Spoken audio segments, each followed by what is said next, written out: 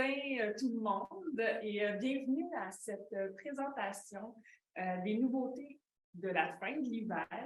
Oui, elle s'en vient, je vous le garantis, et surtout du début du printemps 2023 des éditeurs québécois qui sont diffusés par Gallimard Diffusion Jeunesse.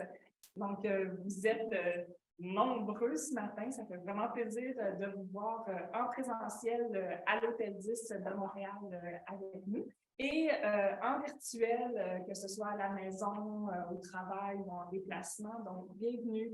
Vraiment, c'est un réel plaisir de vous savoir avec nous, de savoir qu'on a, malgré tout ce qui peut se passer dans la vie, toujours la chance et l'opportunité de se rassembler autour de notre passion commune, en fait, qui est la littérature jeunesse. Donc, je me présente pour ceux qui ne me connaissent pas encore. Je suis Marlène Landry, animatrice chez Gallimard Diffusion, et je serai votre guide littéraire pendant la prochaine heure et demie. Donc, on a un super programme ce matin. On a 5 éditeurs, 10 auteurs et illustrateurs et près de 20 albums jeunesse à vous présenter. Donc, comme à l'habitude, pour ceux qui sont en virtuel, la présentation, elle est enregistrée. Dans les prochains jours qui vont suivre, on va vous envoyer une bibliographie complète des œuvres qui vont vous être présentées. Avec l'enregistrement, vous pouvez la diffuser sur vos réseaux sans problème.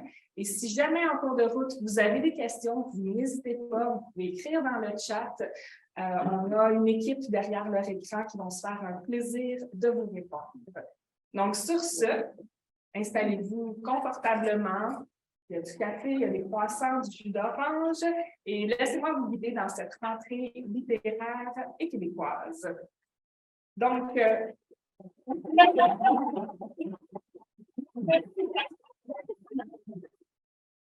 on va débuter cette matinée, en fait, avec Édito Jeunesse, qui, encore une fois, ne cesse de nous surprendre avec des œuvres accessibles, originales et créatives.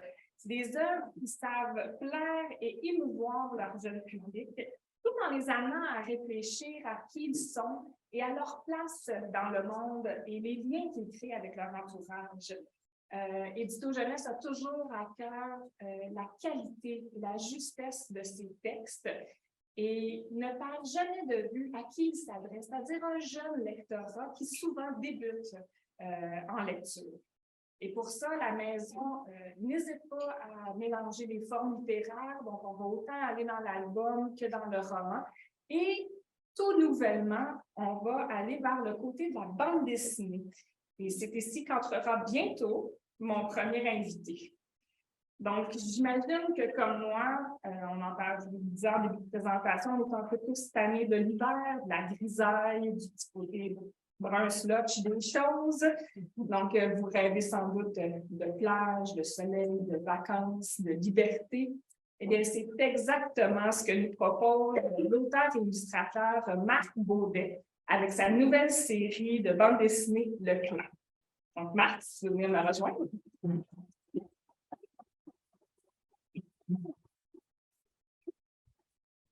Ça va bien? Ça va toi. Donc, pour ceux et celles qui ne connaissent pas encore Marc, Marc, c'est un artiste aux 1000 talents, on peut dire 1001. Donc, diplômé de l'École nationale de l'humour en scénarisation, auteur, illustrateur, BDiste, scénariste, caricaturiste, s'il m'en manque, musicien. Donc, en fait, on te connaît surtout pour tes caricatures que tu as publiées dans le Journal de Montréal pendant près de 20 ans et dans la presse depuis maintenant 2 ans. Oui. On s'était aussi bâti une solide réputation auprès des jeunes de 7 à 12 ans avec tes séries à succès Gang de rue et Hockey Tatoué. Tatoué hockey, oui. Tatoué hockey, pardon. Donc, aujourd'hui, tu es ici pour nous parler de ta nouvelle série Le Clan. Que tu publies aux éditions Édito Jeunesse. Il y a un premier tome qui est paru en janvier qui s'intitule QG pour quartier général. Ouais. Et un deuxième va être à venir en fait au mois d'avril. Ça roule ma poule. Ça roule ma poule. Donc, ça roule ma poule. Peux-tu nous raconter un peu c'est quoi la genèse de cette série? Où tu as été chercher ton inspiration? En fait, Marlène, puis content de vous rencontrer, tout le monde ici. Merci d'être venu nous rencontrer. Le clan, dans le fond, là, ça a débuté en 2015. Parce que, pour faire une petite histoire courte, 2015, à l'été, je deviens propriétaire d'un chalet dans le Bas-Saint-Laurent à Trois-Pistoles. Je ne sais pas si vous connaissez Trois-Pistoles, direct sur le bord du fleuve Saint-Laurent. Je débarque avec mes 2 enfants, ma blonde, puis on passe les 2 mois de notre été-là. C'est magique, là. Puis, à chaque été, on fait la même chose depuis 2015. Puis, à chaque été, les enfants ont rencontré des jeunes de leur âge, puis ils se sont formés une gang. Donc, à chaque jour de leur été, ils passent leur été ensemble, puis nous, on les a baptisés le clan. Donc, ils passent de fin juin à fin août, un été magique, complet. À tous les jours, ils ne savent pas ce qu'ils font. À tous les jours, ils parlent. Puis le clan existe pour le vrai. Chaque personnage dans ma bande dessinée a le même nom, a la même personnalité, a les mêmes traits de caractère. Puis, à tous les jours, on voit le clan partir en vélo, en trottinette, en planche à roulettes, leur sac à dos, un paquet d'affaires dans le... Puis on ne sait pas ce qu'ils font de leur journée. Puis la seule fois qu'ils reviennent, c'est quand ils ont faim. Ou quand ils ont les genoux écorchés parce qu'ils ont tombé en BC. Donc, leur terrain de jeu, c'est la ville de Trois-Pistoles, le quai, le fleuve, la forêt. Et moi, je les ai vus grandir depuis plusieurs années, puis j'ai fait « OK, il faut que je prenne le temps ». J'ai commencé à griffonner. Mon premier métier, c'est dessinateur. J'ai commencé à dessiner les personnages. Puis tranquillement, pas vite, ça s'est mis en place. Puis le clan existe pour le vrai. Et en BD aussi. Ça va? Je faisais un petit signe à Jean-Baptiste de lui montrer, en fait, les membres du clan dessinés en bande dessinée. Mes 2 enfants, Alex et Alexis. Alexis et Raphaël. Et leur gang à eux, leur clan à eux. Puis donc, en quelques mots, est-ce que tu peux nous, surtout sans nous voler le punch, peux-tu nous raconter un petit peu l'histoire de chacun des... Il meurt à la fin. Non, en fait, le tome 1, c'est la naissance du clan, dans le fond. C'est les premiers balbutiements, c'est dur à dire ce mot-là, les premières planches qu'ils vont poser parce qu'ils vont se construire une cabane dans le bois. La cabane, elle existe, mais je ne sais pas, ils me l'ont avoué. J'ai même fait un zoom avec... Avant de commencer à scénariser mes bandes dessinées, je fais un zoom avec tous les enfants pour leur dire « OK, qu'est-ce que vous faites de votre été? Là? On ne sait pas, on sait à peu près, mais qu'est-ce que vous faites? C'est quoi vos mauvais coups? Qu'est-ce que vous faites? » Ils m'ont tout dit, ou presque. Puis, donc, le clan, le tome 1, ça raconte la naissance de leur cabane. Il y a une histoire de légende de loup-garou là-dedans parce qu'à Trois-Pistoles, il y a un concours du plus grand menteur qui existe pour le vrai, ça s'appelle le Festival des Grandes Gueules. Moi, j'ai appelé ça dans ma BD le Festival des Grands Nez. Donc, ils vont participer au festival. Ils ne rencontreront pas de loup-garou, mais ils vont avoir vraiment peur. Donc, le tome 1, on installe les balises pour la série. On présente les personnages. C'est le tome 1. Tome 2, ça roule ma poule. Il y a des poules, hein? Évidemment, et les poules existent pour le vrai aussi et ont le même nom. Et on ne les a pas mangées. Donc, les poules existent pour le vrai. Ils se sauvent. Il y a un concours de pêche parce qu'à Trois-Pistoles, le fleuve est omniprésent. Il est partout, comme à Varennes. Karine va vous le confirmer. Hein? Le fleuve, ça fait partie de notre vie à Trois-Pistoles et à Varennes. Elle demeure à Varennes. Et donc, un tournoi de pêche entre eux. Et comme dans toute bonne histoire, il y a les bons et les méchants. Donc, il y a des protagonistes et les antagonistes. Il y a 2 petits poissons dans mon histoire qui viennent perturber la vie de ma gang, de mon clan. Du clan. Je vous dis, c'est à lire. Marc, tu décris toi-même comme un humoriste visuel et l'image restera toujours, en fait, ton médium de prédilection. C'est donc naturel pour toi d'aller vers la forme de la bande dessinée. Moi, comme tu l'as dit, je gagne ma vie avec mes dessins, je gagne ma vie avec mes caricatures, je gagne ma vie avec ma créativité, puis la bande dessinée, c'est le meilleur médium que j'ai trouvé. J'ai lu toute ma vie des BD, Tintin, Astérix et compagnie, nommez-les. J'ai grandi avec eux. Puis aujourd'hui, j'utilise la BD parce que je suis capable de faire, non seulement je suis capable de livrer un récit, une histoire, quelque chose qui va être très structuré, d'où ma formation en scénarisation à l'École de l'humour. Et j'utilise l'humour visuel, dans le fond. Le caricaturé, c'est pas loin. Là. Les expressions, les jeux avec les couleurs, les gags visuels sont très, très, très utilisés dans mes BD. C'est ce que j'enseigne aussi à l'École de l'humour, parce que j'enseigne maintenant le cours humour visuel à l'École nationale de l'humour. Donc, la BD, c'est la prochaine étape, c'est un film. On va commencer par une BD. On va espérer oui, une série. Une série. Puis, en fait, comme le titre l'indique, le clan, c'est la notion, en fait, de groupe, de gang, de clan. C'est vraiment au cœur, c'est vraiment l'essence de cette série-là. Le clan, c'est drôle que tu me poses la question. Je savais que tu allais me poser la question. C'est pas une surprise.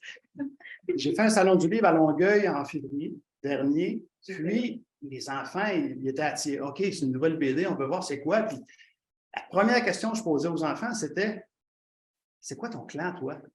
Là, les enfants, je n'ai pas de clan, moi. Je dis, oui, avec qui tu joues là, la fin de semaine, à l'école, dans tes semaines à l'été, là, avec qui tu passes ton temps? Puis là, leurs yeux venaient grands comme ça, puis ils disaient, ah oui, puis là, ils m'énommaient Noémie, Alexandra, Lily Rose. Puis là, leur univers, à eux, qui existe pour le vrai, ils le voyaient, puis ils étaient émerveillés. Hey, là, c'est ça ton clan. Hey, j'ai un clan. Là, il y avait un sentiment d'appartenance qui identifiait, c'est ah, wow, j'ai mon propre clan. Puis là, j'ai dit non seulement tu as ton propre clan à l'école, dans tes activités sportives, tu joues au soccer, à l'école, tes parents, tes cousins, c'est tous des petits clans qui existent. Je dis même, tes parents ont leur clan. Ils vont prendre du jus fruité le vendredi soir, là, ben, ils ont un clan eux aussi, tu sais. Puis, c'est tellement important la notion de clan, comme tu me dis, que si on recule là, des milliers d'années, des centaines de milliers d'années, l'homo sapiens a survécu à cause du clan, parce qu'ils sont regroupés. Au niveau social, au niveau sécurité, le clan est tellement important. Puis aujourd'hui, on l'a compris encore plus depuis les 3 dernières années, parce qu'on n'avait plus accès à nos clans. La pandémie a commencé en mars 2020, on n'avait plus accès à nos amis, plus accès à nos clubs sportifs, plus accès à notre gang, à nos hobbies, à nos sorties. On était confinés à notre clan qui était familial seulement. Donc, on a eu le clan, c'est là qu'on apprend à socialiser. C'est là qu'on apprend les règles, nos rapports avec les autres. On développe notre propre personnalité. Donc, le clan, pour moi, c'est une micro-société. Là, puis, on apprend à vivre ensemble. On apprend à jouer ensemble, puis on apprend à régler des conflits ensemble. Fait que le clan, l'essence du clan, c'est ça. On a tous un clan. Marc, merci. Merci beaucoup. Merci. On va... Tu fais mon 10 minutes pile? Parfait. On va continuer en fait cette aventure-là. Vous ne la voyez pas, mais c'est pas ça la table. Ben, merci beaucoup. Merci à vous. Puis on va se faire.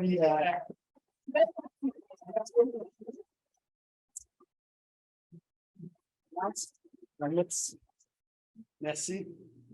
Pour nous présenter les 2 prochains titres qui paraîtront ce printemps chez Éditions Jeunesse, je vais céder la parole à Gilberti. Merci.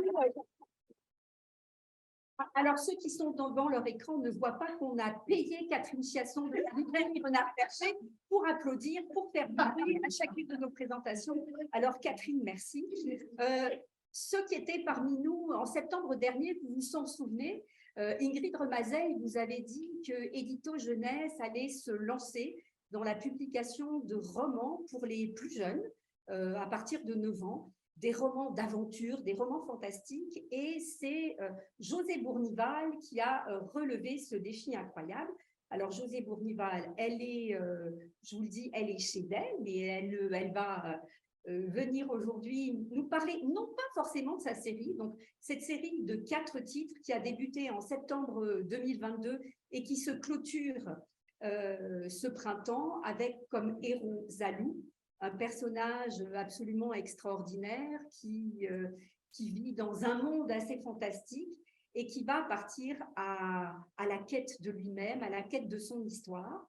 Et José, qui est une femme qui a publié du côté adulte et qui fait une première incursion jeunesse, a pris son bâton de pèlerine et a arpenté les cours d'école et les classes d'école. Elle était invitée à la tournée scolaire du Salon du livre de l'Outaouais. Et je pense, José, que ce qui serait intéressant ce matin, c'est que tu nous dises comment les jeunes que tu as rencontrés ont réagi à ton livre. Et surtout, José avait une intuition dont elle nous a parlé, Ingrid est là, donc je vois qu'elle hoche la tête, qu'elle nous a parlé quand elle nous a présenté sa série. Est-ce que cette intuition que tu avais, José, elle s'est vérifiée? Je pense que oui. Alors, ça va me faire plaisir de vous raconter tout ça. Bonjour Gilda, bonjour tout le monde. Désolée de ne pouvoir être en présentiel avec vous.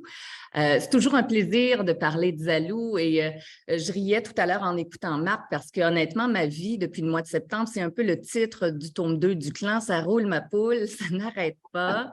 Je suis même prise un peu dans un tourbillon plus grand que ce à quoi je m'attendais, puis j'en suis très, très heureuse parce que, bon, on a publié le premier tome, le deuxième, le troisième, comme vous les avez vus à l'écran, puis là arrive la publication du quatrième et dernier tome, donc en avril prochain. Et mon intuition au départ, c'était que l'estime de soi, c'était un thème qui était important à aborder auprès des enfants et que de le faire avec de la littérature fantastique à travers une série fantastique, c'était un choix qui allait être judicieux. C'est ce que je constate honnêtement, j'en suis très heureuse. Je vous dirais, si je veux là, simplement vous résumer un peu l'histoire de Zalou. Zalou, c'est un tout petit personnage qui est inventé à partir de mes élèves, donc à partir d'enfants que j'ai véritablement connus. Lorsque j'ai enseigné l'art dramatique au primaire, j'ai vite réalisé que plusieurs de mes élèves manquaient d'estime d'eux-mêmes, manquaient de confiance en eux dès que je leur demandais de prendre la parole, puis ça me chagrinait énormément. Et c'est pour eux que j'ai créé Zalou, un petit garçon à leur image qui, au début de la série, évidemment, manque cruellement d'estime de lui-même, mais au fur et à mesure des tomes, au fur et à mesure de ses aventures, de ses péripéties, ben, il apprend à se connaître, il apprend à reconnaître ses forces également, et tout ça l'outil pour développer son estime personnelle. Dans le quatrième et dernier tome, il arrive dans un nouveau royaume qui s'appelle Septaria. C'est une terre de feu, c'est une terre hostile où il va faire la rencontre de nouveaux hybrides parce que dans ce grand univers fantastique, les animaux tels que nous, on les connaît aujourd'hui, n'existent plus. Ils ont tous fusionné entre eux. Alors, il va faire la rencontre de nouveaux hybrides et tenter de mener à bien sa quête qui est d'affronter la grande Shakumi, la déesse noire, la déesse mauve maléfique. Et ben, je pense qu'au-delà de ce grand combat final à la série, ce qu'on réalise, c'est que Zalou est enfin prêt, enfin outillé pour se révéler dans toute son unicité et enfin être finalement le héros que l'on attend, mais à sa manière à lui. Mais José, est-ce que tu pourrais juste donc nous dire comment les jeunes que tu as rencontrés, et Dieu sait que tu en as rencontrés depuis la sortie du livre, réagissent à ce livre, réagissent à cette façon de parler de l'estime de soi? Mais en fait, les enfants, ce que je trouve fascinant, c'est que moi, j'ai choisi le fantastique parce que je ne voulais pas les prendre de front avec cette thématique-là. Et là, je pars vraiment de mon expérience personnelle comme maman. J'ai 4 enfants et quand je vais aborder un sujet sérieux avec eux, si je leur annonce clairement de quoi je veux leur parler, souvent, ils vont soit se braquer, se refermer et la discussion devient plus difficile. Alors, le pari que j'ai pris, c'est d'utiliser le fantastique pour avoir un héros qui n'est pas trop près d'eux. Hein, ce n'est pas un petit garçon qui va à l'école, qui vit des choses similaires. Il est dans un univers inventé de toutes pièces. Alors, il y a une certaine distance qui permet d'approcher le thème sans que l'enfant se sente visé nécessairement. Donc, la première chose dont on me parle, ce n'est pas en tant que tel du thème de Zalou. Et là, je parle vraiment de la réaction des enfants. C'est vraiment de l'univers extraordinaire, donc le fait qu'il y ait des hybrides, que ça leur permet d'en imaginer à leur tour, qu'ils aiment inventer ces personnages-là, les dessiner. Je reçois quantité de dessins chaque fois que je vais faire des ateliers dans les classes.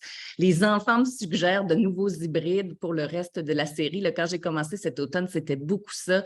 Ah, tu pensais à tel animal? As-tu déjà jumelé un tel avec telle autre bestiole? Alors, les enfants aiment créer, je pense, ça leur fait du bien d'utiliser d'utiliser leur imaginaire, de sortir de la tablette, puis de sortir les crayons, de s'amuser à inventer des personnages.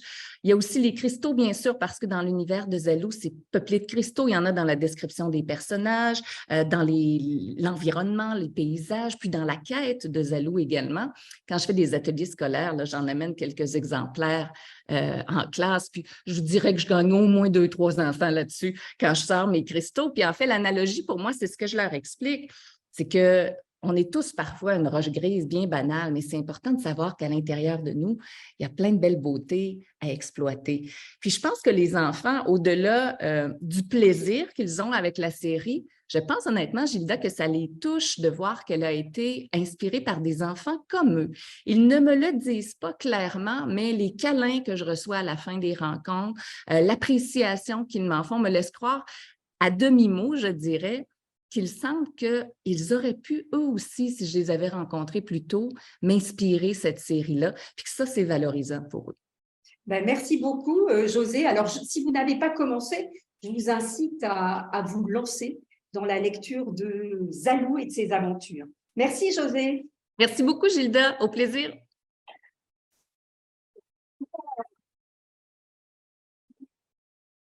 Donc là, continue. Alors, Édito, Marlène le disait tout à l'heure, on a débuté Édito avec des albums.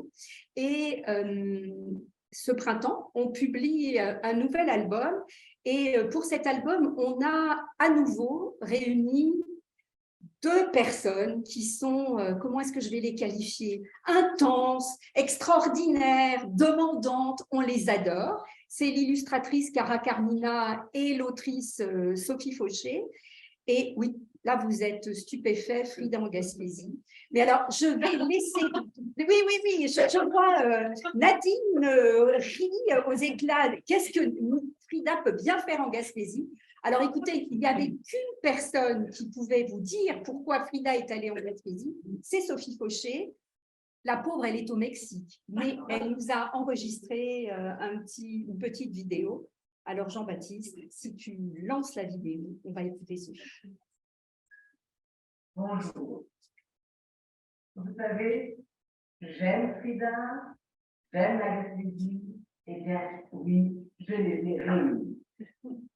Ça pourrait s'arrêter là, mais comme je suis gentille, ça me fait plaisir, je vais vous raconter un petit peu comment tout ça est arrivé.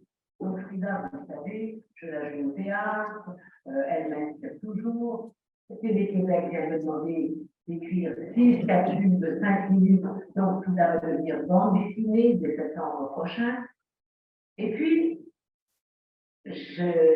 pendant 8 ans, j'ai été animatrice à l'émission, enfin animatrice chroniqueuse, pardon.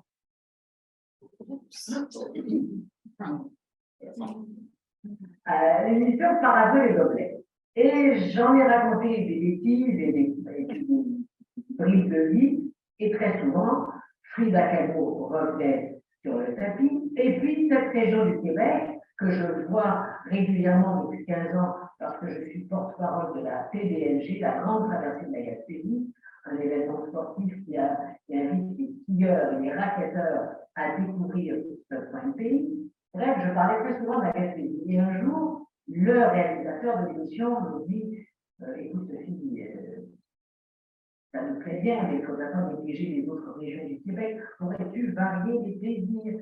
Et puis, Frida, le mot aussi, on commence à en avoir fait le tour. Et moi, je n'étais pas d'accord du tout, parce que la Gaspésie, c'est des trésors toujours renouvelés. Frida avait une facette multiple. Et là, je me suis dit, je vais faire un livre sur les 2 sujets qu'on m'interdit, dont on me conseille gentiment de ne plus parler. Évidemment, j'en parle un peu plus, mais Frida en Gaspésie. Vous voyez comme je suis bizarre. Mais l'idée m'a séduite vraiment, et j'en ai parlé à Cara Carmina. Évidemment, j'en ai parlé d'abord à Gilda aussi, qui m'a dit mais oui, allez-y. Et donc, avec Cara Carmina, on a pris la voiture et je lui ai fait découvrir même, on a été au jardin de Métis, on s'est baladé, on a fait les escales que j'avais prévues et on a bien rigolé. Et on a bien réfléchi à ce qu'on voulait raconter. Alors voilà, le livre existe, j'en suis très fière, parce qu'il célèbre une grande amitié avec Claudine Leroy, dont je vais vous parler, et puis la beauté du Québec et tous ses visages. Claudine Leroy, on la surnomme la reine de la Gaspésie. En effet, cette femme, depuis des années, tient à cœur de faire découvrir son point de pays. Et comme je la fréquente beaucoup, elle m'a raconté son histoire, elle m'a raconté les parents d'une famille modeste et nombreuse, qu'elle était Pointe à la Frégate, qui faisait une auberge, l'Étoile du Nord. Maintenant, tout ça, évidemment, Pointe à la Frégate, l'Étoile du Nord, ça me fait rêver.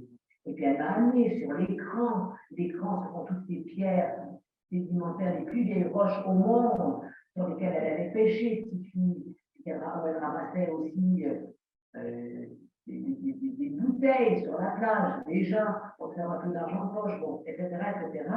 Et j'ai donc imaginé que Frida avait une correspondante à Québec qui s'appelait Claudine, comme par hasard, et qui l'invitait à venir découvrir ce beau coin de pays.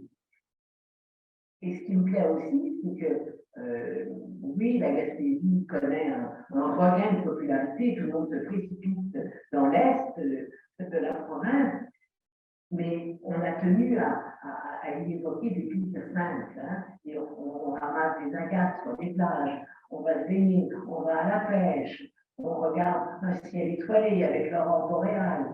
Et bien tout ça reste donc dans le ton des autres albums, un peu poétique, un peu comique, plein de couleurs, particulièrement vivantes, je dirais. Alors voilà. D'ailleurs, c'est pas pour faire ma fraîche, mais quand je regarde les trois livres côte à côte, eh bien ça m'émeut. Et je trouve qu'on a bien travaillé. J'espère que vous allez l'aimer. Ouvrez-vous une petite caribou, puis faites pour la lecture. Vous allez voir.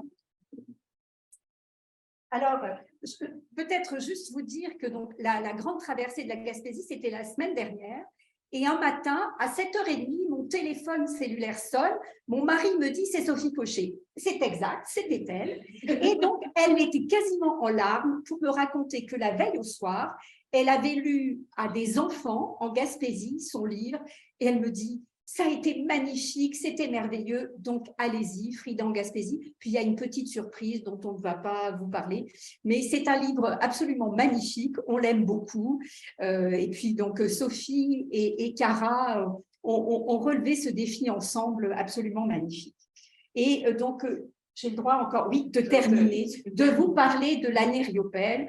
Si vous ne vivez sur Terre aujourd'hui au Québec, vous savez que Riopelle est né il y a 100 ans. On en parle tout le temps. Et je voudrais rappeler que chez Édito, on a une collection. On a une collection, il y a 2 livres, mais il y en aura un 3e cet automne dont je ne vous parle pas, ça va être sur une femme. Mais donc, avec Marie Barbidjian, on relève ce défi de faire découvrir des artistes, leur travail, leurs œuvres aux jeunes. Et notre album sur Riopelle, l'artiste magicien, est le seul livre jeunesse qui existe sur l'artiste. Donc, si vous ne l'avez pas dans votre bibliothèque ou dans votre classe ou dans votre librairie, il est temps. C'est tout. Merci beaucoup. Je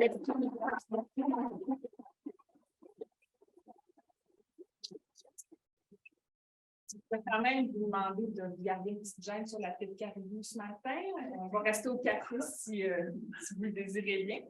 Donc, en fait, à ce moment-ci de la présentation, je vais me permettre de faire juste un petit pas de côté, puis de sortir de la littérature jeunesse quelques instants. Parce qu'en fait, qui dit enfant dit en fait nécessairement parent. Et entre les crises de bépine à l'épicerie, les chicanes entre frères et sœurs, non, c'est le plat vert que je voulais, pas le bleu, mais c'est pas toujours facile d'être parent. Et surtout, en fait, de comprendre ce qui se passe dans la tête de nos petits êtres chers. Donc, dans son prochain livre, Le Petit Pensouillard, mon prochain invité propose donc aux parents de faire une parenthèse, on entend bien le parenthèse, de prendre un temps d'arrêt et d'aider les enfants à observer d'abord, puis à apaiser leur mental. Serge, donc je vous présente Serge Marquis.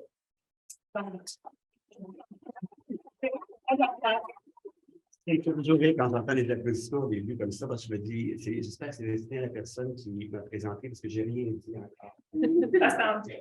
Donc, Serge, c'est l'auteur, en fait, de Pansouillard de hamster, un livre qui s'est quand même vendu à plus de 70 000 exemplaires au Québec seulement et qui a été traduit en 6 langues différentes. Aujourd'hui, tu reviens avec le petit Pansouillard qui s'adresse plus spécifiquement aux parents. Mais avant d'aller plus loin, je pense que c'est important de dire c'est qui ou c'est quoi Pansouillard? Pansouillard, c'est le petit hamster, la petite bête qui court sans arrêt dans notre tête, puis qui porte sans arrêt des jugements sur soi. Je suis nul, je ne suis pas bon, je ne suis pas beau, je ne suis pas belle. Bon. Sur les autres aussi, il est nul, etc. Et qui se compare sans arrêt aussi. Lui, il fait des voyages, elle boit des grands vins, non-stop. Donc, ça génère sans arrêt des émotions qui sont associées à un inconfort, l'anxiété, bien sûr, la culpabilité, la déprime, l'hostilité, la jalousie, l'envie, pour ne nommer que ces émotions-là. Et qui vont faire en sorte que ça va faire apparaître des conflits dans la vie aussi, à l'intérieur de soi, mais avec les personnes qui nous entourent, dans les couples, dans les familles, enfants, parents, dans les milieux de travail, entre les voisins, je dirais même jusqu'à dire au niveau des nations. Alors, c'est une petite bête aussi qui a une habileté extraordinaire pour toujours nous ramener dans le passé. Oh, c'est merveilleux dans ce temps-là, c'est extraordinaire, les enfants étaient et obéissaient. Blablabla. Dans le futur, c'est la fin du monde, on n'y va jamais. Bon, blablabla. Et cette activité-là, c'est incroyable parce que ça nous prive d'avoir l'attention là où elle devrait toujours être, au fond, dans le présent. Là où le potentiel, les capacités d'un être humain pourraient être utilisées au maximum, la capacité de s'émerveiller, la capacité d'aimer, la capacité de savourer, la capacité de créer. Alors, pour que ça soit disponible, il faut que le hamster se calme. Et ce qui est de génial, c'est qu'on peut apprendre à l'apaiser. C'est ça qui est fabuleux. Donc, en fait, dans le petit Pansouillard, tu t'adresses en fait plus spécifiquement aux parents, donc tu leur apprends à montrer en fait aux enfants, aux parents, à eux-mêmes montrer à leurs enfants, à apaiser justement ce hamster. Donc, pourquoi tu as fait ce choix-là de t'adresser aux parents? Moi, j'ai soigné des gens, ça fait là, de 35 ans que je soigne des personnes qui ne fonctionnent plus dans leur vie, qui ne fonctionnent plus au travail, mais qui ne fonctionnent plus ailleurs dans leur vie. Et ça m'a amené à observer leur hamster, puis ils m'ont beaucoup parlé, quelque part, de leurs enfants. Et en les écoutant, je me disais, quand est-ce que ça apparaît, ça, dans la tête d'un enfant, le hamster? À quel âge? Puis sous quelle forme? Puis je me suis rendu compte que dans ma propre vie, c'était apparu très tôt. En 4-5 ans, on commençait déjà à se comparer. Ah, lui, mon frère, il est plus beau que moi, mon père l'aime plus que moi, bon, etc. Ma sœur, elle est plus intelligente. Puis bon. Et là, je me disais, mais si j'avais appris ça, à l'apaiser. Si mes parents avaient su, c'est pas un jugement que je porte sur mes parents parce que mes parents ne connaissaient pas l'existence de hamster. D'ailleurs, c'est parce que je l'ai découvert dans ma vie que j'ai pu leur en parler. Ils ont pu apprendre même plus tard à l'apaiser. Ça, c'était formidable aussi de voir ça. Mon père, même peu de temps avant qu'il meure, m'a parlé du fait qu'il était en train d'apaiser l'activité sur hamster. Alors, je me disais, si j'avais appris ça, là, je ne sais pas moi, 6 ans, 7 ans, à l'apaiser, je me serais évité tellement de souffrances inutiles. Dans les cours de récréation, moi, j'avais les cheveux roux, ça paraît plus, ils ont blondi, mais j'étais rouquin, petit poil de carotte, là, je l'ai entendu, ils ont repris, ils ont venir à la maison avec ça dans la tête. Ado aussi, je vais être capable de séduire la belle brune qu'elle a là-bas, etc. C'est tous les jugements que je portais sur moi-même, non, je ne suis jamais capable. En ayant appris à faire la distinction entre cette activité qui est liée à notre ego et l'activité qu'on appelle la présence, j'aurais pu apprendre tôt à ramener mon attention dans la présence puis être beaucoup dans mon potentiel d'entrer en relation, en connexion avec l'autre, de l'écouter, plutôt que de me juger, etc. Donc, ça aurait été en lien aussi avec l'estime de soi dont parlait la personne précédente. Le clan aussi, être connecté sur les autres, il faut avoir calmé cette activité-là pour être capable de bien se connecter, d'être présent à l'autre. Alors, on faisait, si on aide les parents à apprendre ça, à observer comment ils peuvent découvrir l'apparition du petit égo dans la tête de leur enfant et à leur montrer comment apaiser ça, ça peut changer leur vie au complet. Écoute, tu mentionnes dans ton livre, au tout début, en fait, en introduction, qu'il y a plusieurs autres auteurs qui ont écrit sur le développement le développement de l'enfant. Isabelle Pilotta, qu'on connaît quand même assez bien, Caroline Goldman, Elsie Doyon. En quoi le petit pensouillard est-il différent de ces livres-là? C'est ça que tu me poses cette question-là, parce que quand j'ai commencé à écrire le livre, je me sentais comme un imposteur. Je disais, moi, je ne suis pas un psychopédagogue, je ne suis pas un pédopsychiatre. Pour qui me prend, pour commencer à écrire ce livre-là. Finalement, je me disais, il y a une expertise que j'ai, c'est dans le monde animal, surtout celui des rongeurs. Là, parce que ça faisait des années que j'observais le mien, que j'observais celui des gens dans mon bureau. Alors, je me suis dit, c'est cette expertise-là dont je me sers. Et je vais, dans tous ces livres-là, parce que j'en ai lu plusieurs, j'ai énormément appris. L'enfant, que tu dis, il fait le bacon, là, il y a des livres où on dit quoi faire aux parents quand l'enfant fait le bacon à l'épicerie. C'est clair, faites ceci, puis ça va vous aider. Mais la chose qui me manquait, c'était le moment qui précède quoi faire. Juste avant. Juste avant. Parce que pour être capable d'appliquer ce qui est proposé, il faut avoir d'abord calmé ce qui se passe dans sa propre tête. Là. Et pour pouvoir enseigner à l'enfant aussi comment calmer le hamster dans sa tête, il faut l'avoir calmé dans la sienne. Alors, j'ai créé des situations, beaucoup de situations, des échanges entre parents et enfants, des dialogues, pour montrer comment le parent peut enseigner à l'enfant. Parce que lui, il le fait pour lui-même, à calmer son hamster. Qu'est-ce que tu fais, maman? Maman calme, pensouillard. C'est qui pensouillard? Et là, tranquillement, pas vite, là, la mère ou le père amène l'enfant à découvrir cette activité-là, puis à pouvoir l'apaiser par lui-même dans les situations, dans toutes sortes de situations. Merci beaucoup, Serge. On va lire ça, prendre le temps en tant que parent ou même en tant qu'être humain seulement de calmer pensouillard. Merci d'avoir offert l'opportunité de vous parler et merci d'être là. Ces deux mots-là sont les mots les plus importants. Être là. Être là. Merci beaucoup.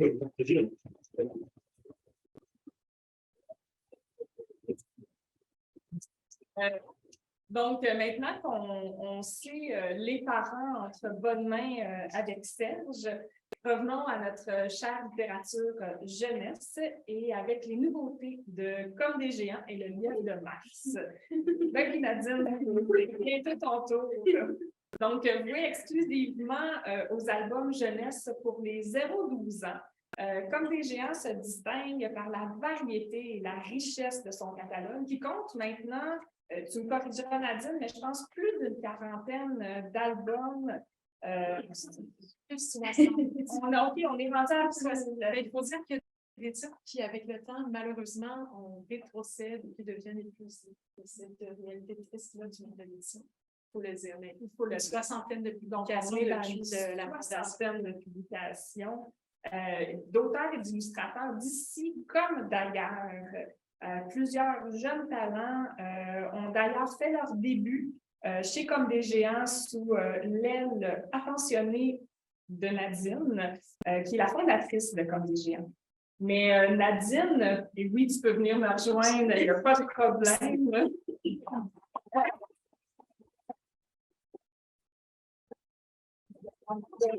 Donc, Nadine, je considère que tu n'es pas seulement éditrice d'albums jeunesse, ce serait vraiment trop simple.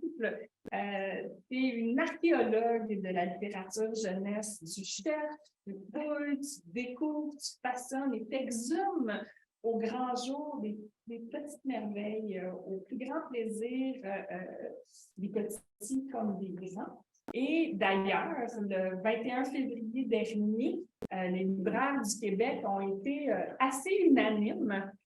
Comme des géants, c'est mérité non pas 1, mais 2 prix des libraires jeunesse.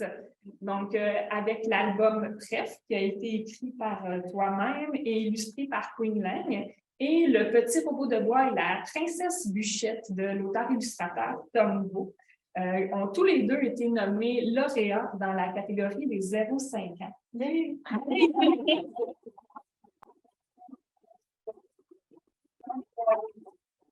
Qui de mieux que toi-même pour nous présenter oui, ton programme du printemps? Et c'est si difficile, on m'a dit, d'allouer à peu près 2 minutes par titre. Pour une éditrice, c'est, je sais pas, c'est pour ça que j'ai un papier, vous allez m'excuser parce que je me ramasse en 2 minutes. Tu vas bien, je veux pas comme m'éparpiller. Alors, on commençait avec, en fait, le plus récent, le chat, la chouette et le poisson frais. Ici, qui est une réédition d'un titre que j'ai écrit en 2012 et qui est paru initialement à la Pastèque. Ah, ben oui, cette histoire-là. Alors, le poisson frais, à l'origine, est un projet collectif d'amis, projet de miniature photographiée. Mais je me rappelle qu'à l'époque de l'écriture de l'histoire, j'hésitais beaucoup entre est-ce que ça devrait être un projet illustré ou un projet en photo, mais plus qu'on avait eu tellement de plaisir à faire un titre qui s'appelle Le Puits, qui était aussi avec des miniatures. Je ne sais pas, c'est allé de soi qu'on en a fait un second, mais c'est peut-être une histoire où il y a plus d'action, puis c'était moins évident d'illustrer ça en photo statique. Bref, réédition avec le texte presque intégral, mais un travail éblouissant de l'artiste chinoise Sang Miao. Juste, j'ai choisi en fait là, de revisiter cette histoire-là parce que je pense qu'il y a un côté intemporel qui évoque en moi plusieurs souvenirs, surtout de contes là, plus traditionnels, si on veut, de la petite enfance. Et j'aimais beaucoup, moi, les histoires là, j'appelle de ruse et de malice où le personnage principal se fait avoir ou on se fait prendre à son propre jeu, puis que, dans le fond, comme lecteur ou comme on reçoit ces histoires-là, on est un peu content là, que le vilain soit puni. Je ne sais pas quelle satisfaction ça nous apporte. Mais il y avait l'idée d'écrire une histoire un peu dans cet esprit-là avec le chat, la chouette et le poisson frais. Fait que me reviennent là, toujours le plaisir de tu sais, quand Ansel pousse la sorcière dans le four, ce genre de choses-là. Même le petit garçon qui criait au loup, là, tu sais, qui, à la fin, personne ne le sauve. Je sais pas. Mais l'humour noir.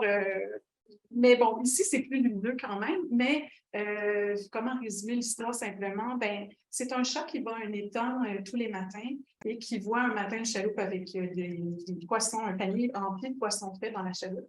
Et son objectif, bien sûr, c'est de se rendre parce qu'il veut, bien sûr, les beaux poissons qui sont dans le panier. Et il y a une chouette qui est pas loin de lui, qui va en fait lui donner des indices, en fait, pour se rendre à la chaloupe. Parce que le chat a peur de l'eau, en fait, il ne veut pas se mouiller. Puis là, s'ensuit, en fait, un paquet de consignes, un dialogue, là, comme une vraie femme, comme entre le chat et la chouette. Et notre chat, va suivre les conseils de la chouette, mais elle aussi a un but précis, c'est que sa patte est coincée sous une bûche. Et elle, dans sa tête, elle va lui donner des consignes de manière à ce que, éventuellement, le chat soulève la bûche. Et, divulgateur, qui va être le premier à, dans le fond, atteindre le panier de poissons frais. Il y a une belle page qui s'ouvre à la fin de l'album où, justement, une fois la patte libérée, la chouette s'envole. Et c'est elle qui attrape le panier de poissons frais. Alors, 2 minutes, ça va être fini. Alors voilà, j'espère que les nouveaux lecteurs vont l'apprécier. Puis je pense que vous jetez un coup d'œil au travail de Sang Miao. C'est vraiment des belles gouaches, c'est spectaculaire. Next. Next. Le retour des loups qui n'est pas sur la table. Non, mais non, mais j'ai oublié, puis en plus, j'ai oublié les petits pour les représentants, parce que je suis partie trop vite. Mais alors, retour des loups. Un documentaire hybride, en fait, qui est à la fois un documentaire traditionnel et une histoire de fiction. Alors, l'artiste français Marc Majewski, qui a illustré ce bel objet, là, je vais vous le montrer je vais vous révéler quelque chose de vous dans quelques secondes. C'est un livre accordéon. Ça ne me paraît pas, mais on va s'amuser. Oui, on va s'amuser. Et l'histoire, c'est en fait le sujet, c'est le réensauvagement du parc de Yellowstone. Alors, le parc de Yellowstone, le parc des États-Unis, qui, dans les années 20, en fait, dû à. Comment je présume ça? OK. Le parc est devenu un parc c'est un des premiers parcs nationaux aux États-Unis, mais il y avait des agriculteurs qui habitaient autour du parc et qui, au fil du temps, ont chassé tous les loups qui étaient dans le parc parce qu'ils mangeaient le bétail sur leur ferme. Alors, avec la disparition des loups, l'écosystème de ce parc a été complètement déréglé. Et pas de loups, alors beaucoup de cervidés, de wapitis et tout ça. Et les wapitis ont fini par manger toute la végétation. Il n'y avait plus d'arbres, il n'y avait plus rien. Alors tranquillement, plus d'arbres, plus d'oiseaux qui viennent nicher, plus de castors qui viennent faire des barrages, etc. Alors c'est devenu un parc qui était désertique. Et l'idée, dans les années 90, ça a été de réintroduire les loups pour, dans le fond, rééquilibrer la faune et la flore du parc. Ce qu'il y a de merveilleux dans cet album, c'est que Marc Majewski, ce qui, moi, me séduit, c'est qu'il a voulu illustrer dans un très, très long panorama le réensauvagement du parc. Alors, le retour des loups et comment le retour des loups a transformé le parc. Alors, Marlène, parle. Je change de place. Alors, le livre, c'est un livre accordéon, comme vous le voyez. Puis là, je vais tenir les bouts. Ça prend une grande chambre là, pour ce livre-là. Alors, comme je l'expliquais rapidement, au tout début, oui, plus de loups, des wapitis et un parc qui était assez désert. Et tranquillement, alors, ce qui est chouette, c'est que ce côté-ci, le recto du livre accordéon, c'est un loup qui raconte c'est comme de la fiction qui raconte l'histoire de leur retour dans le parc. Et au verso, et au verso, là, on a le livre qui est plus documentaire avec tous les concepts, la réintroduction de chacune des espèces et comment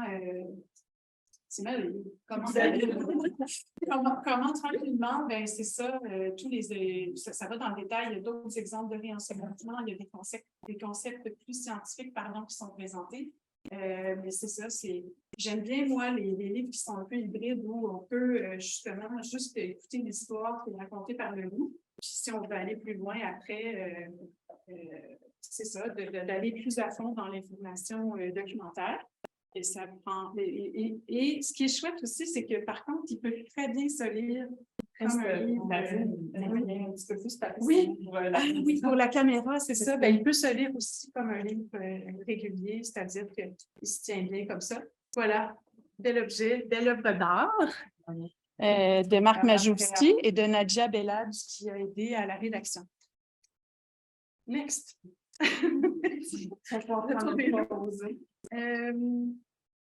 L'histoire d'Henri, que vous ne voyez pas là. On va te donner une petite pause un instant. Je vais te demander de changer de chaise. Puis on va en fait inviter Jean-François Sénéchal à venir. On va prendre une petite pause pour tout le monde. Je pense qu'il ne connaît pas par cœur. Il ne connaît pas? Non, c'est ça. Je vais faire comme ça. Est-ce que tu voulais te présenter Jean-François? Oui, alors Jean-François Sénéchal, mieux connu comme auteur de romans jeunesse, jeune adulte, avec sa trilogie L'Avenue, Le Boulevard, il m'en manque un, Le Carrefour, merci. Puis lauréat de nombreux prix, finaliste à de nombreux prix, que j'ai invité, en fait, à me soumettre des manuscrits d'albums jeunesse. Et puis finalement, il s'est avéré que je pense que dort en Jean-François, un auteur d'albums jeunesse, mais aussi également. Vous allez voir, il y a plusieurs projets qui s'en viennent. Et le premier, c'est Je voudrais te dire, qui, à la première lecture, ça a pris combien de temps avant que je te... Jean-François, quand il m'envoie le manuscrit, puis je le lis, puis 15 minutes après, c'était fait. Donc, on va laisser Jean-François, en fait, nous faire la lecture de Je voudrais te dire.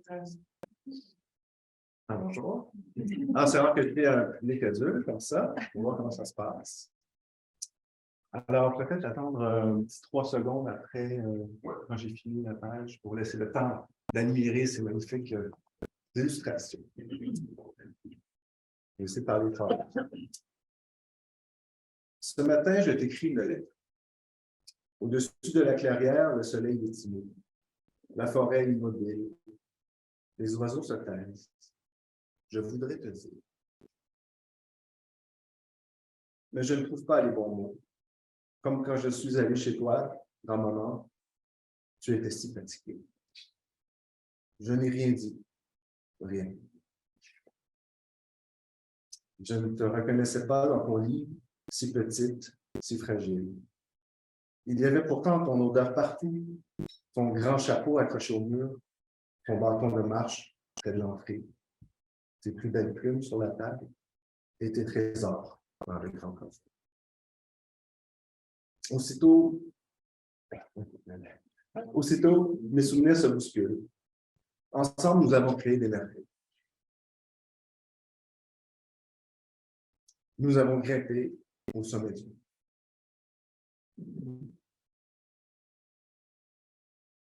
Nous avons fait des découvertes incroyables.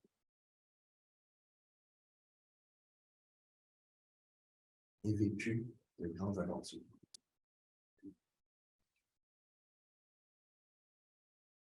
Ce matin, je t'écris une lettre. Je voudrais te dire. Puis maman vient vers moi. Elle me dit qu'elle arrive chez toi et que tu es parti, que tout est fini.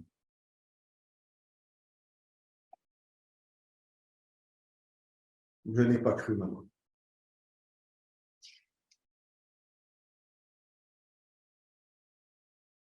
Je t'ai cherché partout, même aux endroits que nous étions les seuls à connaître. Je ne t'ai trouvé nulle part.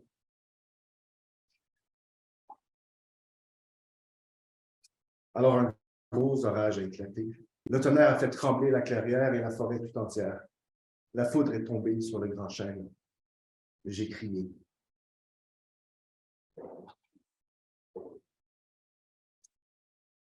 Après, je suis resté longtemps près de la rivière, à regarder l'eau couler et couler encore. Je n'essaie pas de la retenir, tout comme les jours qui passent, qui passent.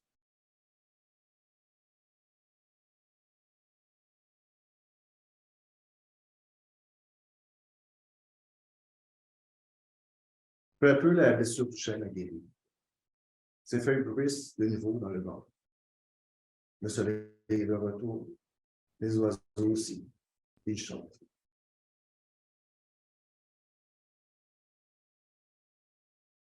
Ce matin, je t'écris une lettre. Tu ne la liras jamais, je le sais, mais je l'écris quand même. Parce que je voudrais te dire que je t'aime.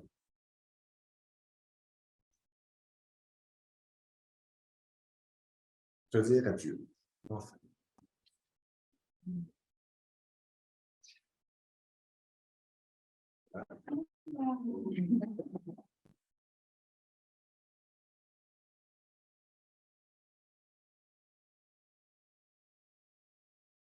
C'est ce que ça fait à la première lecture. C'est quand même un petit peu difficile, mais bon, on va.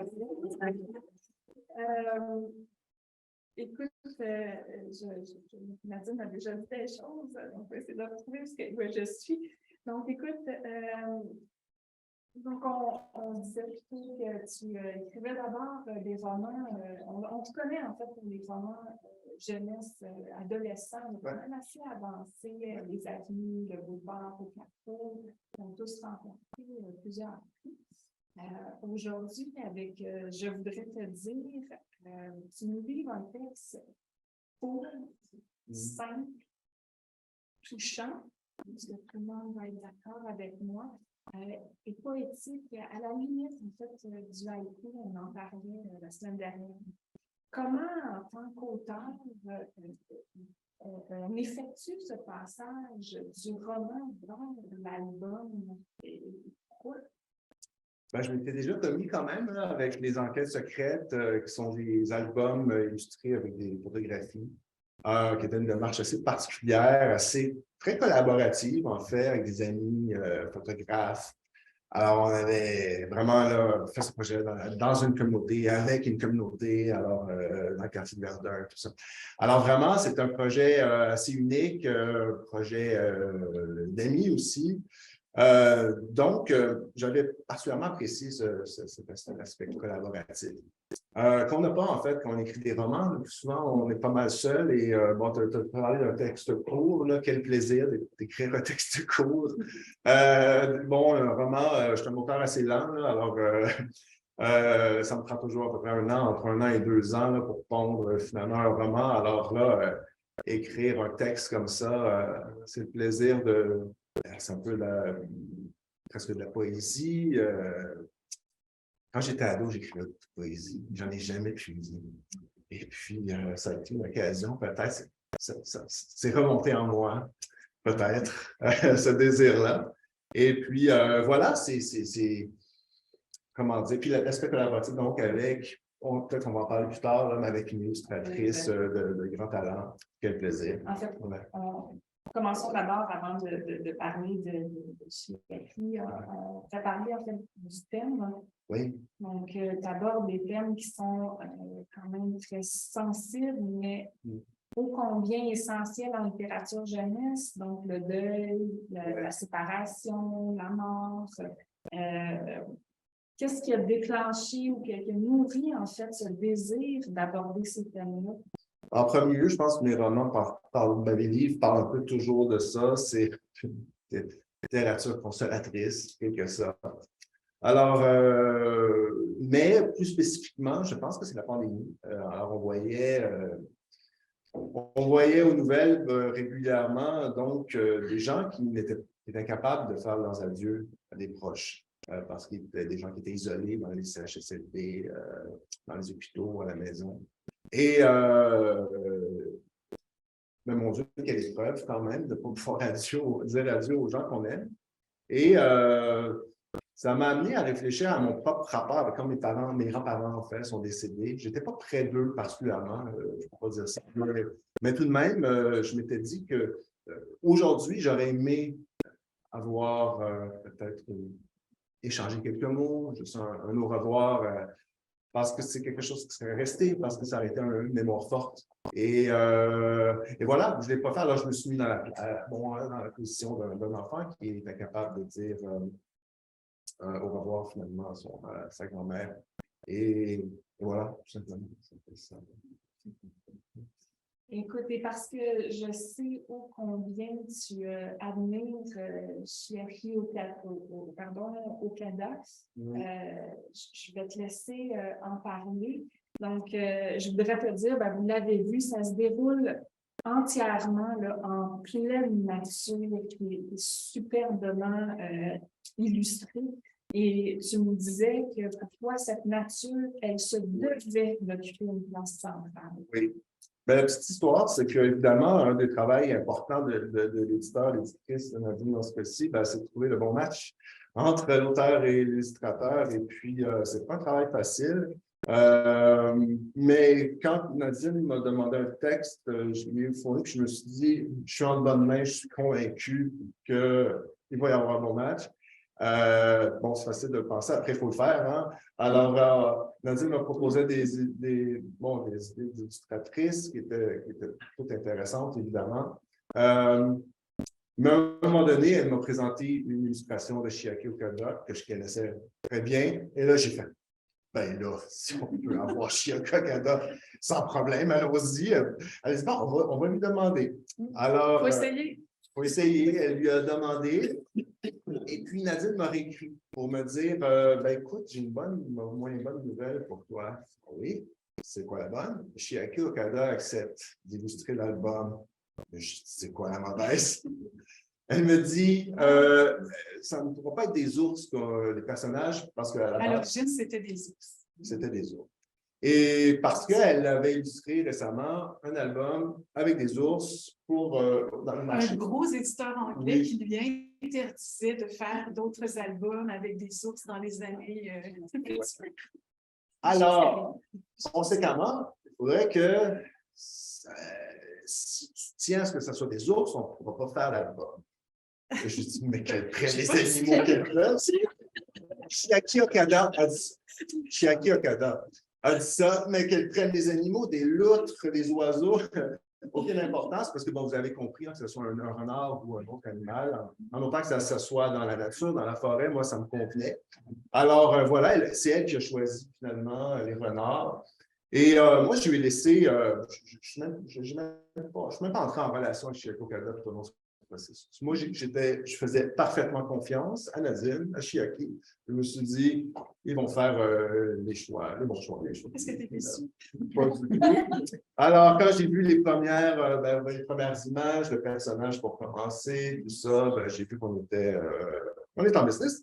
Et puis, bon, pour revenir à la nature, évidemment, ça, c'était important pour moi, central, que la nature soit représentée d'une façon, parce qu'en fait, la nature, vous l'avez compris, c'est un cadre symbolique, hein, avec l'arbre, le chêne qui symbolise l'enfant, tout ça, mais c'est aussi un cadre naturel, un cadre géographique, mais pas seulement ça, c'était un cadre aussi que je voulais apaisant, en fait. Je voulais vraiment une nature qui était accueillante, apaisante. Et je pense que Chiaki Okada l'a compris parfaitement et l'a réalisé de main de maître. J'aimais beaucoup. Bon, évidemment, c'est à la limite du travail impressionniste, là, ou pointilliste, avec la lumière qui est extraordinaire. Alors. Elle va circuler, vous allez voir ouais. à la fin. Donc, voilà, j'étais très, très heureux de. Donc, je voudrais te dire qu'il va paraître en avril. Si Dieu le veut, à la fin avril. À la fin avril. Donc, vous aurez la chance d'avoir. Oui. Merci, Jean-François.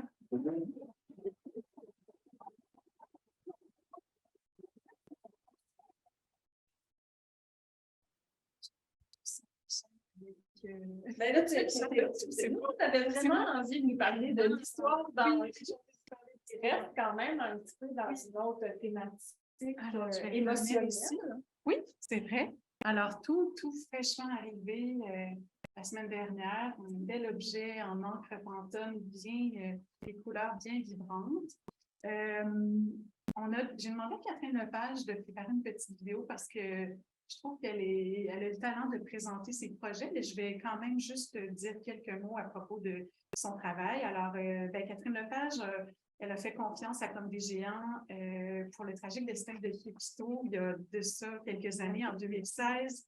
Ensuite, avec un album qui s'appelle Ma rivière en 2017 qui parlait d'environnement. Puis là, il nous revient avec cet album-là qui traite de l'un des thèmes récurrents de sa création des dernières années. Alors, elle parle d'anxiété, d'inquiétude et d'émotions difficiles. Mais je vais la laisser présenter l'album, puis je vous résume ça après.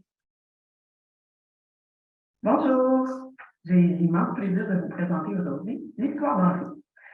L'histoire d'Henri, c'est l'histoire d'un verre qui se met soudainement à déborder et qui tentera par tous les moyens de contenir ses débordements et de les cacher. Cette histoire-là, c'est une métaphore de nos propres débordements émotifs. Parfois, quand on vit des émotions plus difficiles, que ce soit la tristesse, l'anxiété, à trop vouloir arrêter de vivre ces émotions-là, on regarde tellement de près le problème qu'on l'alimente et qu'on finit par ne même plus se souvenir pourquoi, à la base, on s'est senti mal. Et Henri comprendra à travers ses aventures qu'il a un petit pouvoir sur ce qui déclenche ces débordements et qu'il peut intervenir avant que le problème soit devenu trop gros. Alors, c'est une histoire colorée.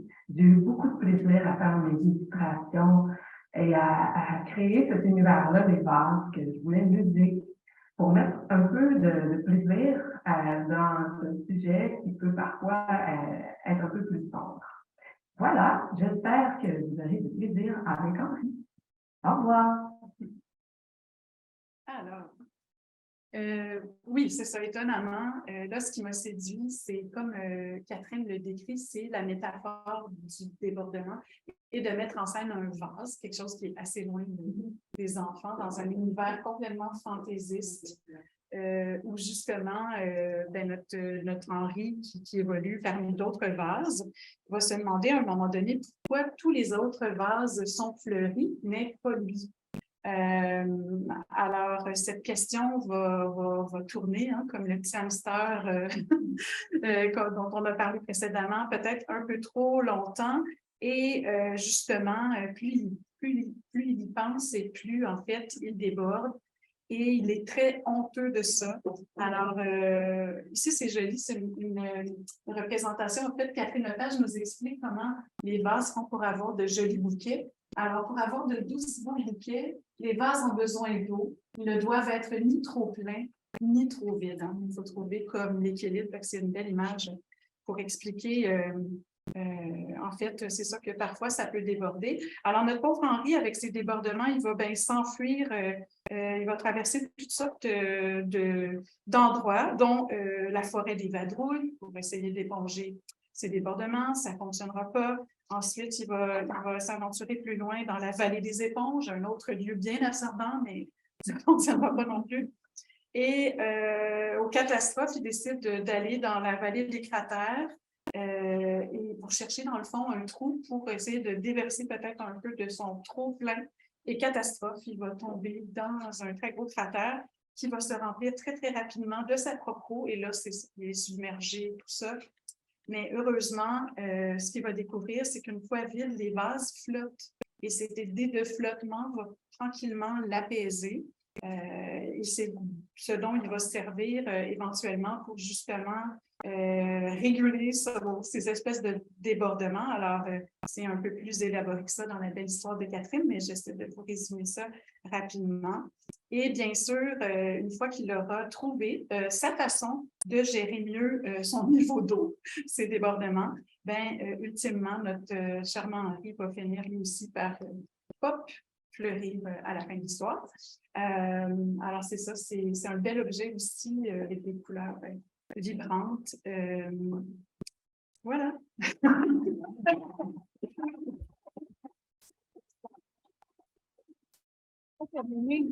C'est pas terminé.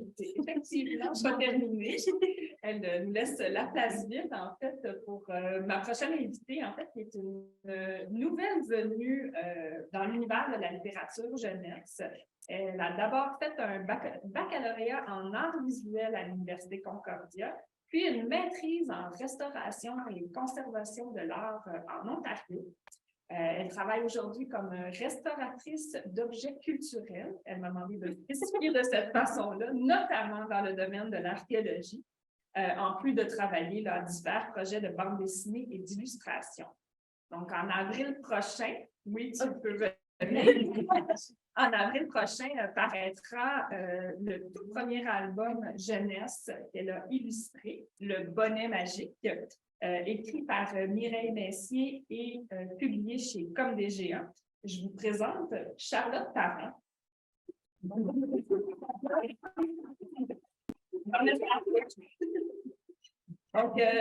Charlotte disait en présentation que Le Bonnet Magique, c'était ton premier album jeunesse que tu illustres.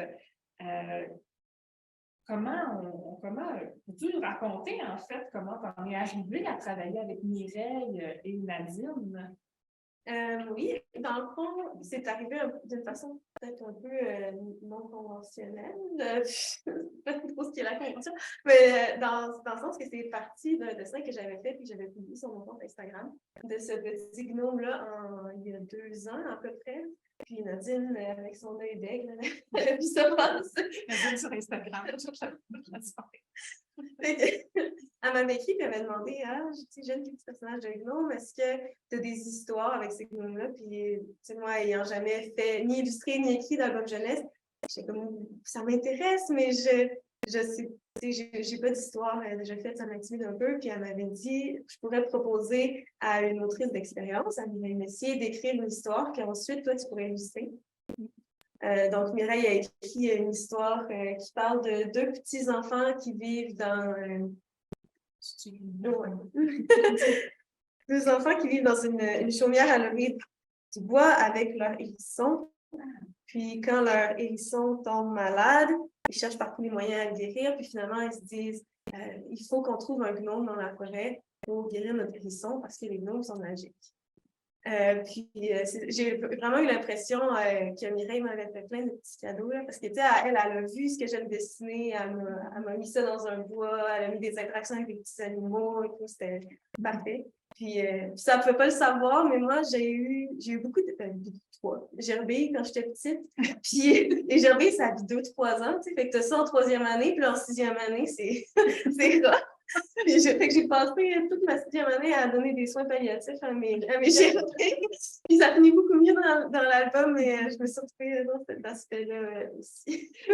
Pour revenir en fait à l'illustration, donc en fait, pour illustrer le bonnet magique, tu me racontais que tu avais utilisé au complet 53 crayons. 53 crayons de bois. Avec une limite, Charlotte, tu t'étais fixé une limite de 26 couleurs seulement. Et j'aimerais en fait que tu nous parles un peu de tes étapes de création pour passer de l'idée à l'image. Ben, tu sais, il y en a qui vont trouver que c'est quand même beaucoup finalement, mais si je me restreins pas, je sors toutes les couleurs, puis ça devient vraiment du beau coloris. Donc, je me suis limitée à un certain nombre de couleurs, puis j'ai fait les illustrations entièrement au crayon de bois, c'est un travail quand même lent. Bref, je voulais vous montrer comme toutes les étapes de création. Donc, on commence avec le texte, puis la première étape, c'est de se familiariser avec le texte, de faire un découpage selon où est-ce qu'on veut que la page tourne, qu'est-ce qu'on trouve qu'il y a des moments importants à illustrer, le rythme du livre, tout ça. Donc, la première image que vous voyez là, c'est mon thumbnail, ma toute petite esquisse qui fait environ 3 cm par 2 cm quand je crée le storyboard ou le chemin de fer en français de l'album. Après ça, j'en parle avec Nadine. Puis, deuxième étape, je fais des esquisses. Puis ça, ces esquisses-là, je les fais digitalement parce que là, je peux être capable de bouger les éléments pour arriver à un résultat vraiment satisfaisant. Puis, vous le voyez là à l'étape 2, mes esquisses sont très, très détaillées. On dirait des pages de cahier à colorier.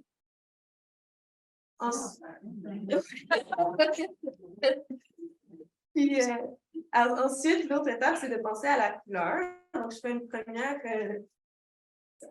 mise en couleur digitale pour essayer de composer ma couleur où est-ce qu'elle va aller. Puis pour ça, j'utilise les couleurs que j'avais sélectionnées et scannées.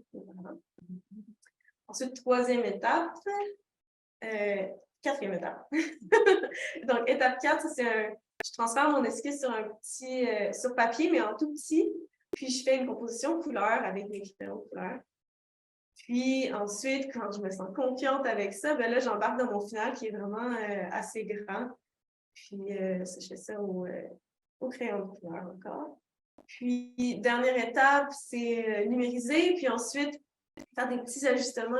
Sûrement trop petits. On voit qu'il y a des oiseaux qui sont apparus. Puis, pour essayer de voir de où je les ai copiés-collés dans la il manquait un peu d'oiseaux. Ça, c'est l'éditrice qui arrive après et dit non. Mais c'est vrai, oui. J'aime beaucoup ces oiseaux en première page. Il va repasser des traits, des détails comme ça. Et on va avoir une illustration terminée. Puis j'ai écrit. Oh. Oui, c'est ça, tu peux. Ben, en fait, on a un autre exemple. Un petit peu. Je l'ai inclus juste parce qu'on voit que on ne voit pas très bien l'écran, mais bref, les chapeaux sont tous ajoutés digitalement aussi parce qu'ils sont imprimés en pantone. Ils sont vraiment fluo. Ce qu'on n'a pas dit par rapport à l'album, c'est que les enfants cherchent les noms et il n'y a que les lecteurs qui disent « Oh, pardon. » En fait, Nadine elle s'était bien lancée, donc j'aimerais ça que tu nous parles en fait des personnages, des gnomes, donc une affection particulière pour ces petits personnages-là dont on ne voit que les chapeaux ou presque tout au long de l'album. Moi, justement, l'album est parti d'un gnome que j'avais dessiné juste par moi-même pour le fun. Quand je dessine pour le plaisir, souvent je vais dessiner des petits personnages magiques, des gnomes, etc. Moi, c'est des histoires quand j'étais petite qui venaient vraiment me chercher. Là. Par exemple, l'Arbre Vallée de Claude Ponty, les minuscules de Roald Dahl, les emprunteurs. Ces choses-là, ça me faisait vraiment rêver. Puis je pense que ça vient chercher les enfants en général il y a quelque chose dans la magie, les genres de mondes parallèles, on les voit pas, mais ils sont là. Puis dans l'échelle toute petite, qui comme je pense que l'enfant se retrouve là-dedans. Puis dans l'histoire, comme Nadine le disait, ce que j'aime, c'est que les enfants, ils les voient pas, les gnomes à aucun point dans l'histoire, mais ils sont complètement confiants qu'ils sont là. Puis nous, comme lecteurs, lectrices, on sait qu'ils ont raison parce que nous, on les voit, les gnomes. Je trouve qu'il y a quelque chose de magique là-dedans, donc, ça encourage les enfants comme à chercher des rencontres avec le magique aussi dans leur quotidien. Wow. Merci, Charlotte.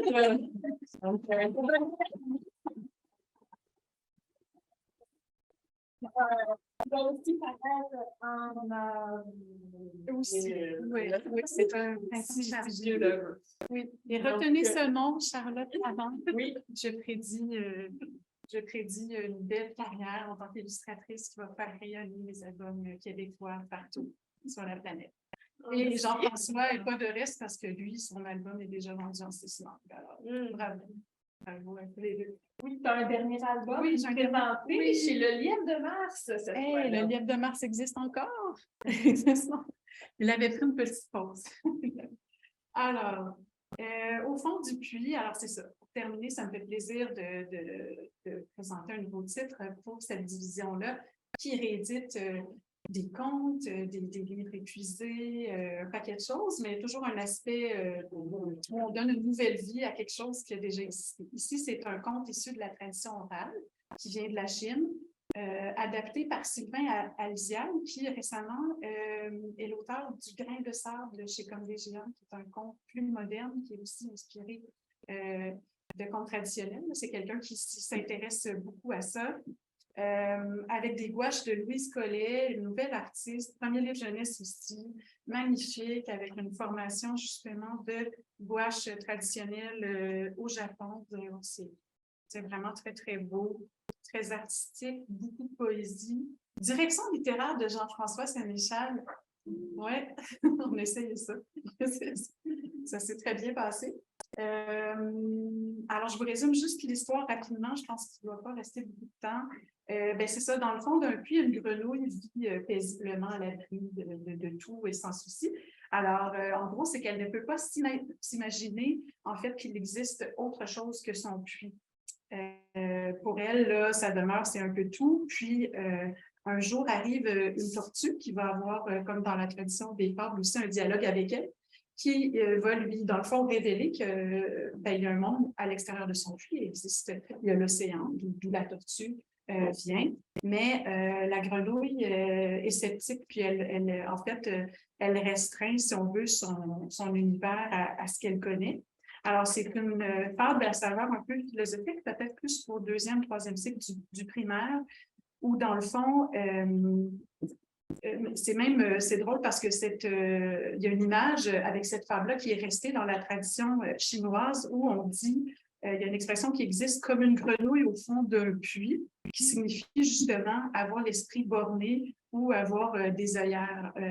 Et ce qui va arriver, on va divulgacher là, un peu, mais la tortue va convaincre un peu, en fait, va convaincre la grenouille peut-être de s'aventurer à l'extérieur du puits pour découvrir le monde. Alors, c'est tout en poésie, puis c'est vraiment un beau conte. J'ai hâte que vous découvriez.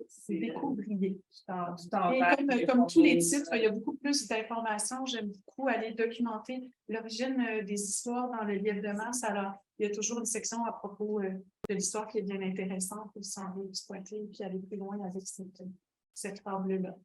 Et c'est tout.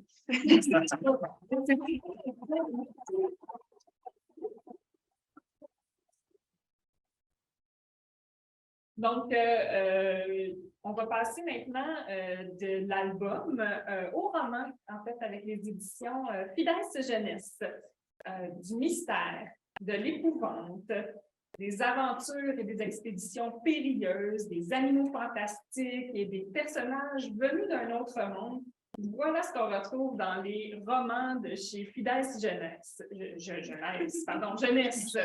Les jeunes lecteurs, en fait, de 8 à 12 ans, peuvent plonger tête première en pleine confiance dans ces univers romanesques et fantastiques, ils vont n'y découvrir qu'une seule chose, et c'est le plaisir de lire.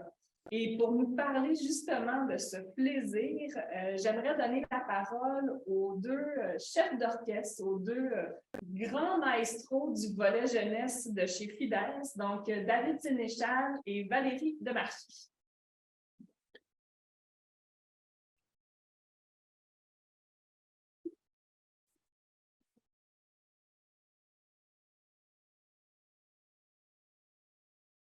Je vais essayer d'être très concise.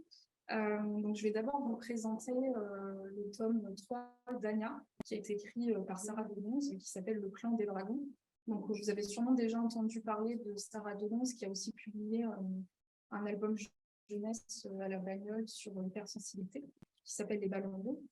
Et en fait, avec cette série jeunesse d'Anya, Sarah intègre beaucoup des thématiques qui lui tiennent à cœur, en fait, qui se retrouvent dans les 3 tomes, notamment, par exemple, l'importance de la nature et de l'environnement, puisque le monde d'Anya, en fait, repose sur l'équilibre de la nature. Et sans cet équilibre-là, ça ne fonctionne pas. Dans ce tome 3, spécifiquement, on a des nouvelles thématiques qui sont abordées par Sarah, qui lui met vraiment à cœur, qui sont en fait le fait de se battre pour ses idées. Donc, on a un personnage en fait principal, Laurence, qui va devoir se battre pour ses idées pour mener à bien une certaine quête. Et on a aussi évidemment l'aspect sur affronter ses peurs, mais qui ne sont pas forcément des peurs physiques comme des phobies, qui sont vraiment des peurs qui sont toutes enfouies en nous, en fait, et qui parfois nous empêchent d'avancer dans les vies de tous les jours, ou en l'occurrence dans une quête. Ce qu'il faut savoir aussi sur cette série-là, c'est que ça permet vraiment aux jeunes lecteurs de s'initier à une littérature de genre. On est vraiment dans un monde fantastique, mais la magie, ce n'est pas le moteur de l'histoire dans aucun des tomes. Le moteur de l'histoire, c'est vraiment les personnages qui vont faire des choix. Ces choix-là vont amener certaines actions et tout cet ensemble-là de choix est porté par les valeurs qui leur tiennent à cœur. Donc, c'est vraiment l'essence de cette série-là. Ce qu'il faut noter aussi, c'est que le tome 1 d'Anya est finaliste au prix Atmatak 2023 et au prix Tamarak 2023.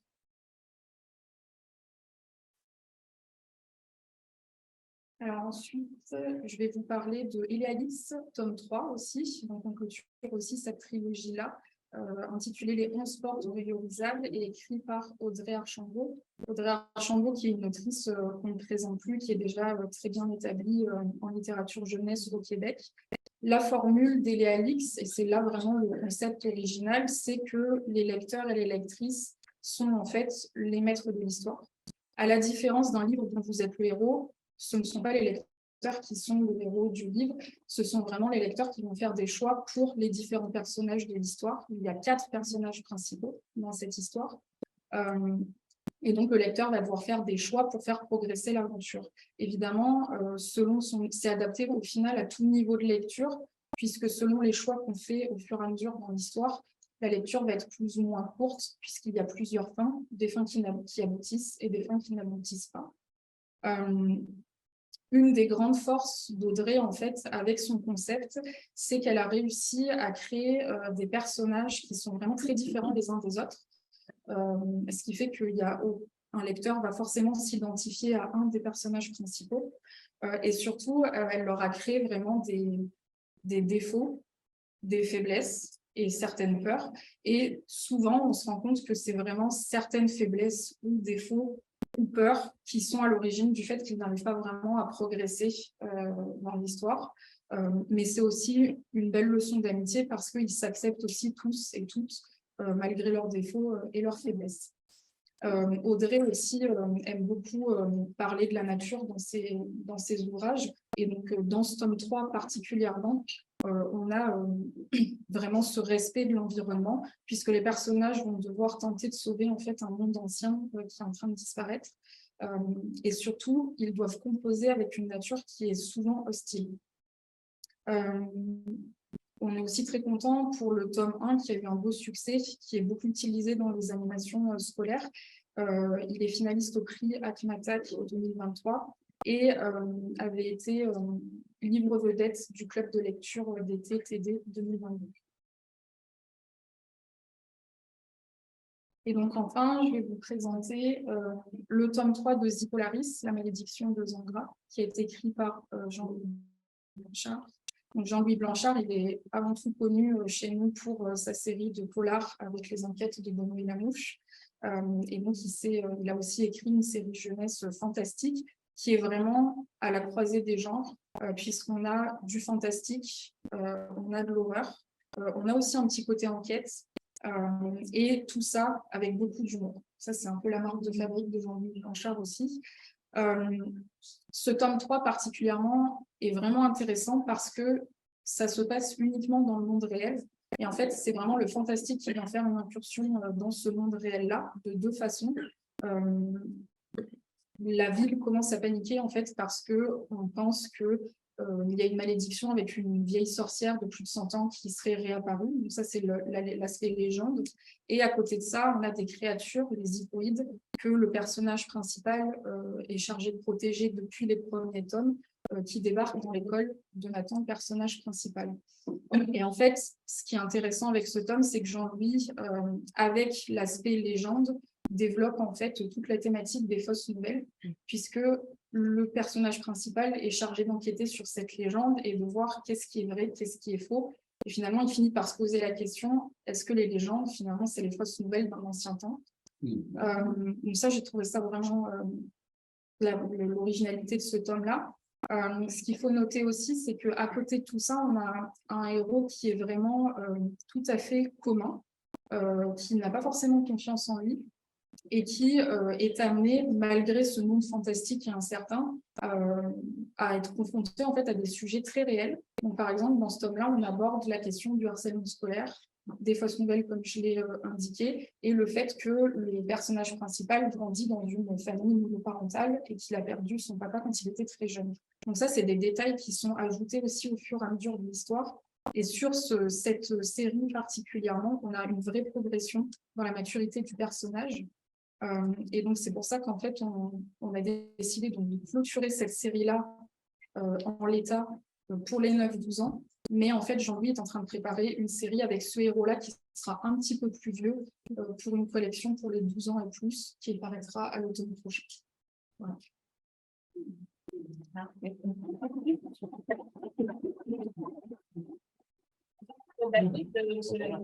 Bonjour. Je te laisse aller. On se rend en improvisation mixte. Est-ce que Patrick Couture, mon bien-aimé auteur, qui tu me cherchais, Patrick? Je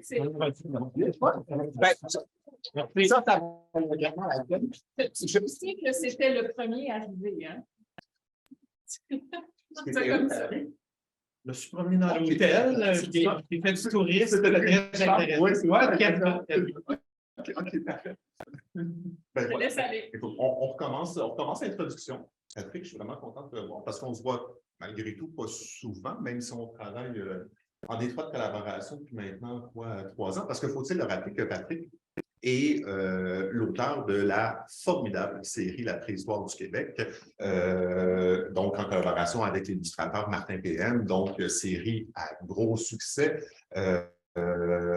On a 6 tomes à ce jour et on veut poursuivre le plaisir, hein, je pense, autant toi, moi et Patrick et Martin, poursuivre le plaisir pour constituer, élaborer un nouveau documentaire. Nouveau documentaire qu'on vous présente aujourd'hui. Nouveau documentaire qui s'éloigne un petit peu du Québec parce que c'est un petit peu le concept de la première série de 6 documentaires sur la préhistoire du Québec. C'était de contextualiser une histoire scientifique aussi, une histoire géologique, une histoire animale sur un territoire, en fait, auquel on a rarement l'occasion d'apporter ce genre de considération. A-t-il eu des dinosaures au Québec? Eh bien, la réponse est oui. On voulait aller au-delà de ça, on voulait se rapprocher de l'humain. En passant, quand tu dis dinosaure au Québec, tu me regardes si je prends ça un peu personnel. Depuis le succès de la série, on t'appelle Monsieur Québec, c'est ça, je ne me trompe pas. Ça pourrait être pire. Ça pourrait être pire. Donc, on a décidé donc, de ramener un petit peu l'humain au centre du nouveau documentaire qui ne s'attarde pas ici parce que évidemment, Patrick saura nous l'expliquer, mais il n'y a pas vraiment de traces de présence humaine très, très, très, très lointaine au Québec.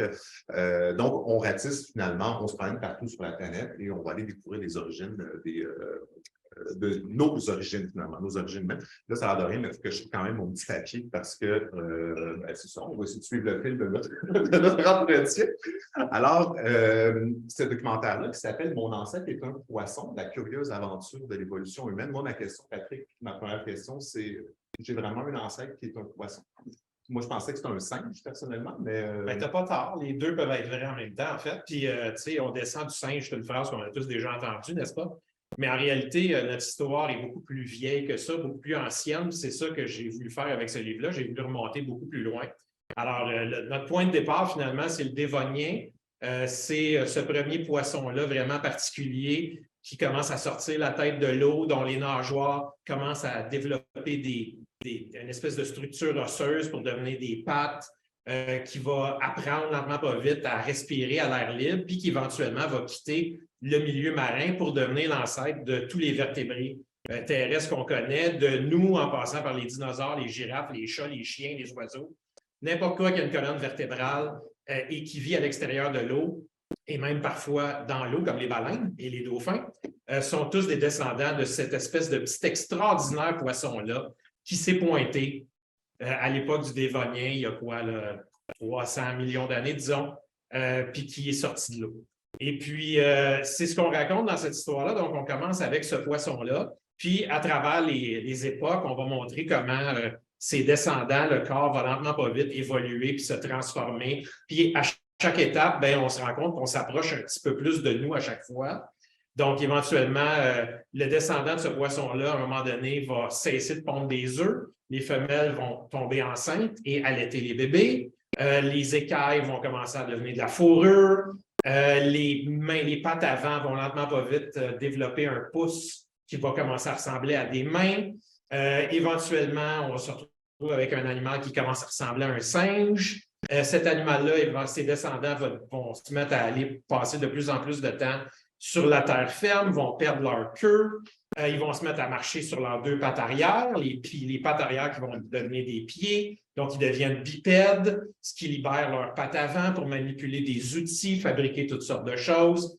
Comme vous voyez, lentement, pas vite, on s'approche de plus en plus de nous. Puis à la fin, bien, le dernier chapitre, dans le fond, c'est ce qu'on dit à l'enfant, c'est le dernier chapitre, c'est toi. C'est toi le dernier maillon, pour l'instant, dans cette longue chaîne-là. Et tous les animaux et toutes les créatures dont on vient de te parler, dans le fond, sont dans ton arbre généalogique, c'est tes ancêtres. Donc, en gros, c'est ça notre livre.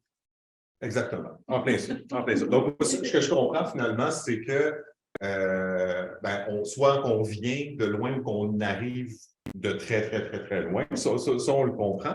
Patrick, tu es professeur, tu es enseignant en 6e année du primaire. On sait que des fois, capter l'attention d'un groupe en classe, c'est pas toujours évident, même si on a des sujets ultra fascinants. Je pense que j'aurais aimé ça t'avoir comme professeur en 6e année. Des sujets aussi fascinants que la préhistoire du Québec, mais un livre, comment un livre documentaire comme ça réussit à capter l'attention d'enfants, parce qu'on s'adresse ici à peu près aux 8-12 ans. Là. Généralement, c'est clair qu'en accompagnement de lecture, avec les illustrations, le côté comique, limite BD qu'on a dans le documentaire, on peut aller chercher des plus jeunes aussi, on peut aller chercher dans des plus vieux. Si vous saviez la quantité de choses qu'on apprend dans ces documentaires-là, c'est complètement hallucinant. Adultes ou pas, évidemment. Mais comment on peut transmettre parce que ça reste relativement complexe, l'évolution, là, c'est pas des notions qui sont nécessairement simples. Comment on fait pour capter l'attention des jeunes avec ce documentaire-là et comment on réussit finalement à leur apprendre ces notions-là et qu'ils puissent les intégrer finalement? Comme tu l'as si bien dit, je suis enseignant de primaire. Et d'ailleurs, si je compare les gens qui sont ici au groupe à qui je m'adresse habituellement, je veux vous dire que vous êtes extraordinairement bien disciplinés. Je n'ai pas eu besoin d'intervenir une seule fois. Il n'y a pas de boule de papier nulle part. Moi, je suis un peu déstabilisé, honnêtement. Je ne sais plus où donner de la tête. Donc, bravo tout le monde, vous faites de la bonne job. Mais tout ça pour dire que avec la série La préhistoire du Québec, on a développé une recette qui, d'après ce que j'entends, fonctionne vraiment bien. Et ce qu'on fait, dans le fond, c'est qu'on commence par accrocher les enfants avec les images. Puis là, c'est là qu'entre en scène notre extraordinaire illustrateur, Martin PM, qui fait vraiment du super boulot dans ces livres-là. Ces images sont drôles, captivantes, colorées. Ça vient immédiatement capturer l'attention des enfants. Puis c'est ça le pont, dans le fond. Une fois qu'on les fait traverser dans le livre grâce à ces illustrations-là, bien là, les enfants vont se retrouver dans un monde de texte. Et puis là, ce qui est le fun, c'est qu'on a comme deux offres, dans le fond, à chaque double page. Donc, en bas de la page, il y a toujours ce qu'on appelle un fait étonnant. Donc, ça, c'est un petit texte qui est très court, très accessible, très facile à comprendre, accompagné d'une photo. Donc, ça se lit très, très vite. Ce n'est pas intimidant pour les enfants. Puis, ça pique la curiosité. Puis, évidemment, c'est ça qui va finalement les amener à aller voir le texte qui est un peu plus long, un peu plus touffu, où là, vraiment, on va vraiment vulgariser de la science. Parce que, comme le dit si bien David, de la paléontologie, la biologie, c'est très complexe, même pour des adultes. Donc, il faut vraiment être capable d'expliquer ça aux enfants dans des termes qu'ils vont comprendre sans non plus s'éloigner trop de la réalité. Tu sais, c'est toujours ça l'espèce de travail d'équilibriste qu'il faut faire. Et puis, ces textes-là, donc, ce qu'ils vont faire, c'est raconter aux enfants ce qui se passe, introduire des notions scientifiques, puis le tout a un peu l'apparence d'une histoire, parce que tu as un début, puis là, il y a des aventures, puis il y a des défis à relever pour survivre, dans le fond, ce qui est l'évolution, dans le fond. Puis à la fin, bien, il y a une terminaison, il y a une conclusion. Donc, ça prend un peu la forme d'une histoire aussi, tout ça. Donc, c'est comme ça qu'on s'y prend, dans le fond, pour faire passer des notions scientifiques qui sont vraiment complexes. Mais d'après les échos qu'on a depuis quelques années, je dois dire que ça me semble être mission accomplie, là. Tu sais, je pense entre autres à une connaissance que j'ai qui est orthopédagogue, qui me parlait d'un des petits garçons qu'elle suit, qui est en 4e année, beaucoup de difficultés en lecture. Pour lui, juste entendre le mot lecture, il grimace tellement que pour lui, c'est terrible. Et puis, elle me dit, depuis qu'il a mis la main sur la préhistoire du Québec, tome 1, bien, il se pointe dans ses cours avec le livre en dessous du bras. Puis là, il dit, c'est ça qu'on travaille. C'est ça qu'on travaille. Donc, fait que là, elle est comme, OK, on va trouver les notions que je voulais t'apprendre, on va aller les chercher dans ce texte-là. Fait que ça a vraiment un impact auprès des enfants, puis c'est vraiment beau d'entendre ça, c'est le fun. Patrick, oui? David, je m'excuse sincèrement. Un dernier mot, une petite minute. Oui, bien sûr. On va avancer ça rapidement. Au-delà de tout l'aspect scientifique, parce qu'on comprend bien que évidemment, c'est un peu le thème principal derrière tout ça, mais qu'est-ce que les enfants peuvent retenir au-delà de l'aspect science ou évolution dans ce cas-ci, ou préhistoire dans le cadre général de l'ensemble de la collection? Bien, ce qui est cool, moi, je trouve, dans toute cette histoire-là d'évolution, c'est que c'est pas juste des connaissances qu'on pèlte dans la cour de l'enfant. Il y a quelque chose de plus grand et plus profond là-dedans. Puis c'est une espèce de quête d'identité qui est tellement importante pour les enfants puis les adolescents, puis à quelque part pour les adultes aussi, là, ceux d'entre nous qui ne sommes pas trop fossilisés, qui continuent à évoluer comme être humain, ce qui est le cas de la plupart d'entre nous. Puis l'évolution, ça vient répondre à une partie de nos questions. Parce que oui, il y a une partie de notre identité qui est individuelle. C'est moi comme personne, seule et unique dans l'univers. Mais il y a un autre volet à notre identité qui est collectif, puis qui a rapport avec, dans une certaine mesure, la nation à laquelle on appartient, mais plus largement, l'espèce à laquelle on appartient. On est des êtres humains. C'est quoi un être humain? Donc, mon corps, pourquoi il est fait comme ça? Pourquoi j'ai 10 doigts? Pourquoi j'ai 2 yeux puis pas 3? Tout ça, l'évolution vient nous apporter des réponses. Puis aussi, elle vient nous apporter des réponses au niveau psychologique. Tu sais, pourquoi les êtres humains, c'est des êtres sociaux? Pourquoi on a besoin de vivre en groupe? Pourquoi on prend soin de nos bébés? Ce n'est pas quelque chose que tous les animaux font naturellement. Ça, c'est vraiment spécifique à l'histoire de notre famille animale. Donc, c'est des réponses que viennent apporter ce livre-là, je pense. Donc, il y a quelque chose d'extrêmement personnel qui vient aider un enfant, je pense, à construire son identité, à comprendre qui il est, pourquoi il est comme ça. Puis moi, ça me semble vraiment fondamental. Donc, mon ancêtre. Ton ancêtre. Le mien. Ton ancêtre d'un poisson. La curieuse aventure de l'évolution humaine. Arrivera en librairie. Tout début avril. Merci beaucoup, David. Merci, Patrick.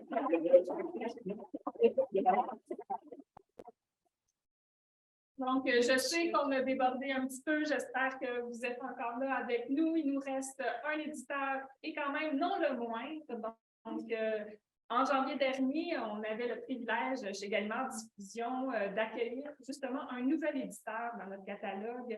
Et c'est les éditions Monsieur End. Pour lui faire honneur, on lui a consacré le 15 février dernier un entretien d'1 heure que vous pouvez toujours revisionner dans l'espace jeunesse de notre site Internet Gallimard Diffusion. Monsieur End et son alter ego Valérie Picard aiment éclater les frontières entre le réel et l'imaginaire, créer des univers uniques en leur genre, se nourrir d'histoires captivantes qui transcendent l'ordinaire. Chaque album est un petit monde en soi à explorer et à découvrir encore et encore. Et à notre plus grande joie, il y a 3 petits nouveaux mondes qui vont voir le jour ce printemps chez Monsieur End. Et pour nous les présenter, j'inviterai d'abord Catherine Chiasson, qui est propriétaire de la librairie Le Renard Perché et grande amie de Valérie, à venir nous parler de Super Lombric. Et en même temps, je vais inviter Valérie Picard, qui vient tout juste de revenir de la foire de Bologne, qui est peut-être un tout petit peu sur le décalage horaire, mais qui va quand même venir nous parler de Si tu pleures comme une fontaine. Donc, Catherine, Valérie. Merci, c'est gentil. Alors, bonjour, c'est comme chouette de vous voir en vrai. C'est un peu, c'est un peu nerveux, mais c'est parfait. Donc, je suis super contente d'être ici avec vous aujourd'hui pour vous présenter la première enquête répertoriée de Super Lombric, donc qui est un ver de terre ici présent, donc un peu super-héros en même temps, que j'ai eu la chance, donc Valérie m'a donné l'opportunité de traduire. Donc, dans ce premier tome, c'est une enquête policière, évidemment. Donc, le célèbre détective devra non seulement aider son ami, M. Bonjambon, à retrouver son seul et unique œil gauche, mais aussi tous ses autres amis qui ont aussi perdu un bien précieux. Donc, quand je parle de bien précieux, on va avoir ici M. Chat qui n'aura plus de rayures, on va avoir Scribouille qui n'a plus de nez, les tortues qui ont plus d'écailles, des antennes, et l'égoïste araignée dont la toile a été volée et qui a toujours les membres de son corps. Donc, il va y avoir un petit propos ici entre les amis. Entrer dans l'univers de Super Lombric, c'est courir après un suspect en fuite, donc on nomme Salopette. Salopette pour les enfants. Mais merci, j'aime beaucoup le rire.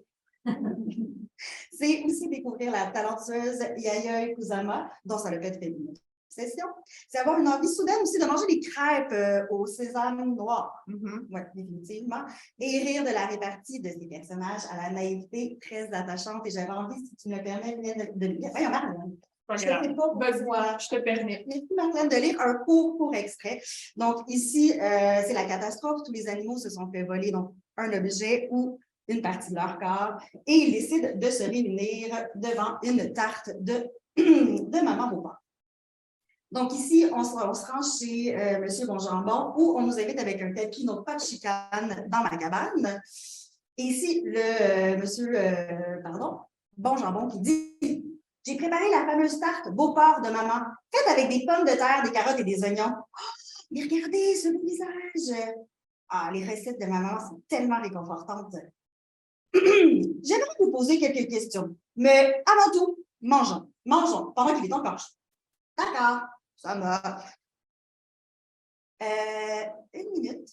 Est-ce qu'il y a du porc dans la tarte à cause de, de son nom?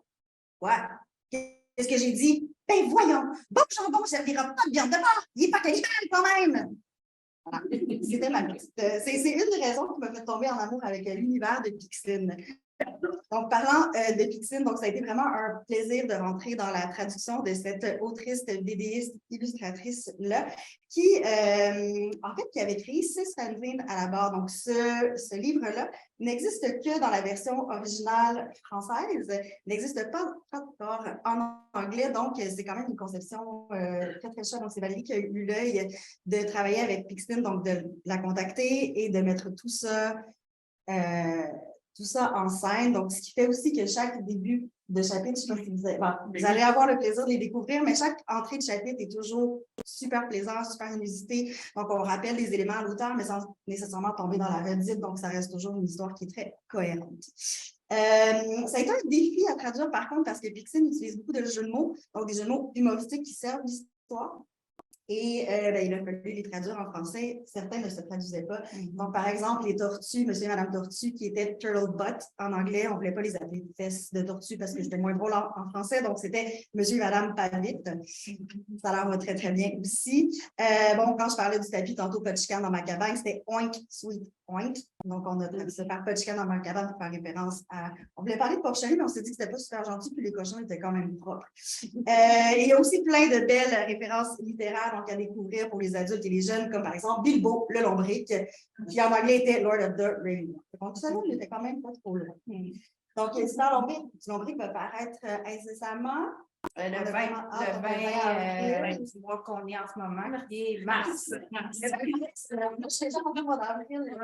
Donc, Super Lombric va paraître au mois d'avril. Je vous invite à le découvrir en tant qu'adulte, mais j'invite aussi, comme tous les enfants à partir de 8 ans, à rentrer dans cet univers-là. C'est loufoque, c'est déjanté. C'est à l'image de Monsieur Ed aussi, parce qu'il y a aussi beaucoup de sensibilité avec l'histoire de Salopette qu'on va découvrir. Donc, il n'est pas méchant pour rien, ce petit Salopette-là. Donc, c'est une histoire à découvrir. Merci, Catherine.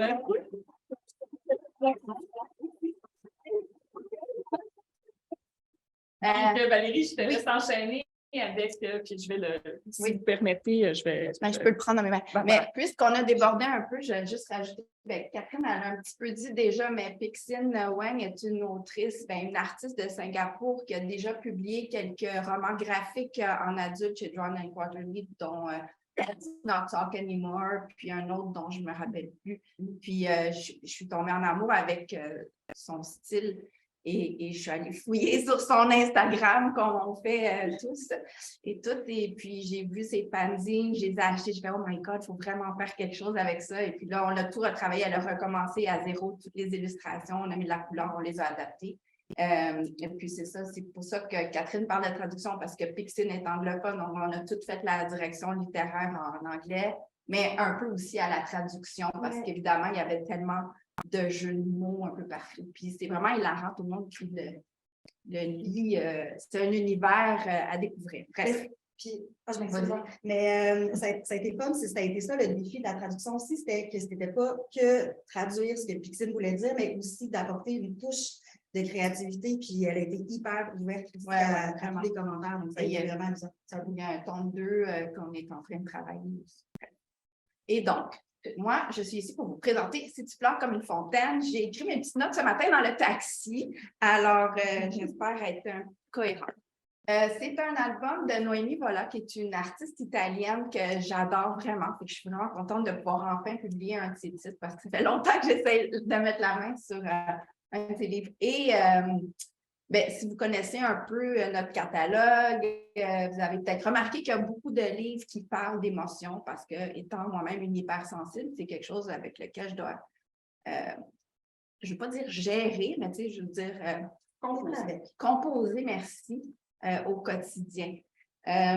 Donc, ici, on parle, puisque pleurer fait partie de la vie, on pleure de joie, on pleure de douleur, on pleure parce qu'on a de la peine. Noémie a décidé que de donner comme message peut-être que c'est OK de pleurer, puis on peut accueillir les larmes avec bienveillance. Et donc, le narrateur dans cette histoire va nous dire « Hey, sais-tu quoi, tant qu'à pleurer, tu pourrais pleurer mieux. » Puis pour ça, tu pourrais faire, il y a plein de choses que tu peux faire avec tes larmes, comme par exemple remplir un chaudron d'eau et puis tu préfères bouillir tes pâtes. Je vais essayer de vous expliquer ce qui est là. Là, vous voyez, c'est ça, c'est le protagonisme qui a énormément de peine. Et puis, je ne sais pas c'est quoi les autres images. En fait, c'est c'est ça, les larmes. Et donc, tant qu'à pleurer, tu peux, tant qu'à faire, t'en servir et puis faire bouillir tes pâtes. Il y a aussi une que moi j'aime beaucoup, c'est l'hiver, tu peux te faire une patinoire avec tes larmes. Donc, ça sert un peu à normaliser, c'est ça, leur montre que tout le monde pleure, normaliser le fait de pleurer et d'avoir des émotions, puis que c'est bien correct. Je vais lire mes notes, voir si j'ai oublié quelque chose. Blabla. Ben non, c'est ça. On va à la thématique vers de terre, par exemple. Oui, on est dans. Hey, je m'en étais même pas rendu compte vraiment, mais 2 livres de vers de terre de suite, mais bon, hein, ils sont cute. C'est correct. C'est ça. J'avais 2 minutes, je dois être rendue là. C'est parfait. C'est parfait. En fait, on va revenir avec les prochains invités qui sont aussi des auteurs de chez Monsieur Ed. Est-ce que tu veux présenter ou est-ce que j'y vais avec... Le prochain titre qui n'est pas sur la table, c'est J'aime pas ta robe de Daniel Chaperon et Samuel Quentin, qui est un illustrateur, auteur, BDiste, qui est là-bas dans le fond, que vous connaissez peut-être pour White Horse, Ville et Misérable et Phobie des moments. Et moi, ça fait vraiment longtemps que je veux travailler avec Sam, fait que je suis vraiment contente qu'on ait pu trouver un texte qui s'adaptait bien à son style et c'était sa première incursion dans le monde de la jeunesse et sérieusement, j'ai été épatée par le fait. C'est vraiment génial et puis ils vont venir vous présenter leur album. J'aime pas ta robe. Donc, Daniel, Samuel.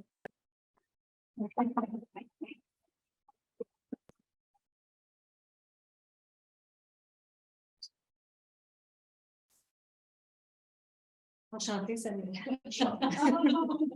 Ben oui, c'est ça. En fait, pour la petite anecdote, lorsqu'on s'est parlé lundi, c'était la première fois que Daniel et Samuel se rencontraient de façon virtuelle. Et donc, aujourd'hui, c'est la première fois qu'ils se rencontrent en vrai, si vous me permettez l'expression. Donc, dans ce type de contexte, comment vous avez travaillé pour créer J'aime pas ta robe? Bien, en fait, c'est ma 2e collaboration chez M.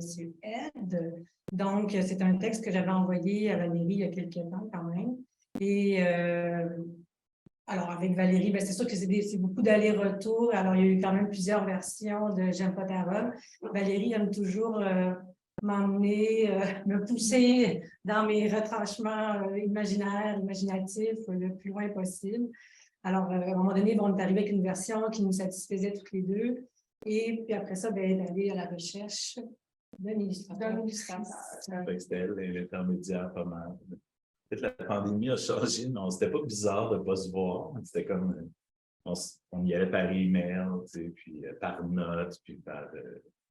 Donc, moi, quand j'ai eu le texte, c'était déjà très travaillé. Entre Daniel et Valérie, il y avait déjà même quasiment il y avait un découpage déjà, plein d'idées d'illustration. C'était vraiment comme ça. Il y a déjà beaucoup de travail qui avait été fait. C'était tout clé en main. Oui, quand même. Ouais. Daniel, quand tu as écrit J'aime pas ta robe, est-ce que tu avais déjà la forme de la bande dessinée en tête? Non, c'est ça, c'est ce qui est. Je suis une grosse fan de BD, j'en ai des romans graphiques, j'en ai plein chez moi. Et donc, quand j'ai écrit J'aime pas ta robe, c'est sûr que c'était un texte très dialogué. Mais dans ma tête, comme j'ai toujours fait de l'album, je n'ai pas pensé que ça pouvait devenir une BD. Donc, quand j'ai reçu les premières images, j'ai vraiment été épatée parce que je savais que Samuel faisait de la BD, mais dans ma tête, ça n'allait pas devenir une BD nécessairement. Bon, dans ma tête, c'est un album. Donc, non, j'étais super heureuse parce que c'est ma première BD. Samuel, en fait, à la base, on ne t'avait pas demandé de faire une BD, c'est vraiment le choix. Non, je suis allé chercher ça vraiment loin, cette idée-là. C'est vraiment original de ma part, cette idée de faire une BD. Mais honnêtement, c'est ça, c'est même pas tant un choix qui s'est fait. On dirait qu'instinctivement, en lisant le texte, ça t'a étonné, mais moi, en lisant, peut-être une déformation professionnelle, mais tu sais, c'était. Il n'y a pas de. Tu n'écris pas avec des descriptions d'action nécessairement. Non, j'ai arrêté ça. Oui, c'est ça, il y a beaucoup d'action. Les éditeurs font bien ce qu'ils veulent. Alors... Ouais. Je vous donne le texte. Il y a c'était beaucoup du dialogue, puis même des fois dans les notes, les intentions qu'il y avait déjà, il y avait plusieurs images par page. Fait que moi, instinctivement, je voyais des fils d'acteurs. Puis ça, c'est comme vraiment ça. Je pensais vraiment pas les surprendre, mais les deux étaient comme ah, intéressant, on y va.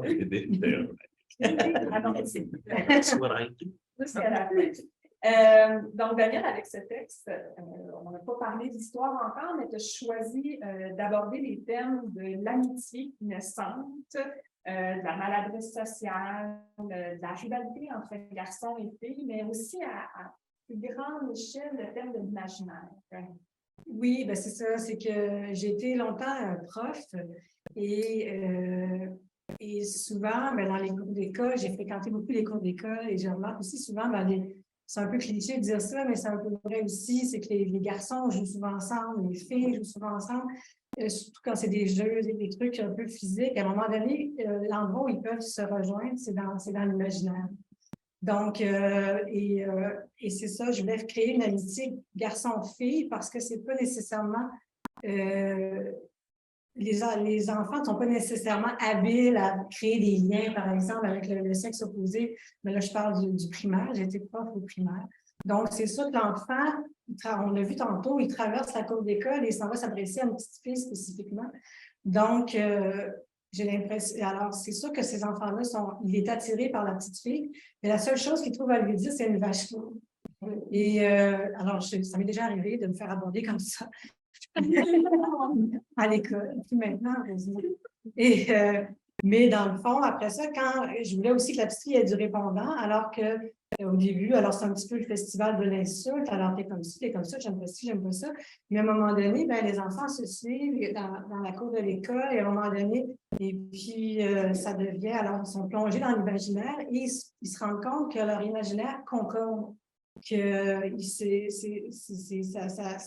ils ont des mondes chacun qui peuvent, ça fonctionne. Et là, après ça, ben, alors on voulait aussi un petit peu un univers à la Tim Burton, donc on voulait quelque chose un petit peu de cette taux-là. Et après ça, ben, et là, il va y avoir des allers-retours, alors dans la rêverie, dans la réalité. Et à un moment donné, la rivalité, après le concours d'insultes, ça va venir un petit peu aussi par la vantardise. Alors, moi, chez moi, j'ai ci, moi, chez moi, j'ai ça. Mais à un moment donné, ben, il y a un petit chat aussi qui va se faufiler dans la cour et qui va venir un petit peu les unir. C'est ça, ça va les accrocher. Et à un moment donné, leurs imaginaires, qui est un petit peu parallèles, vont finir par se rejoindre. Et là, ils vont finir par vouloir créer quelque chose ensemble à partir d'une simple... C'est ça, je vais faire un petit clin d'œil aussi.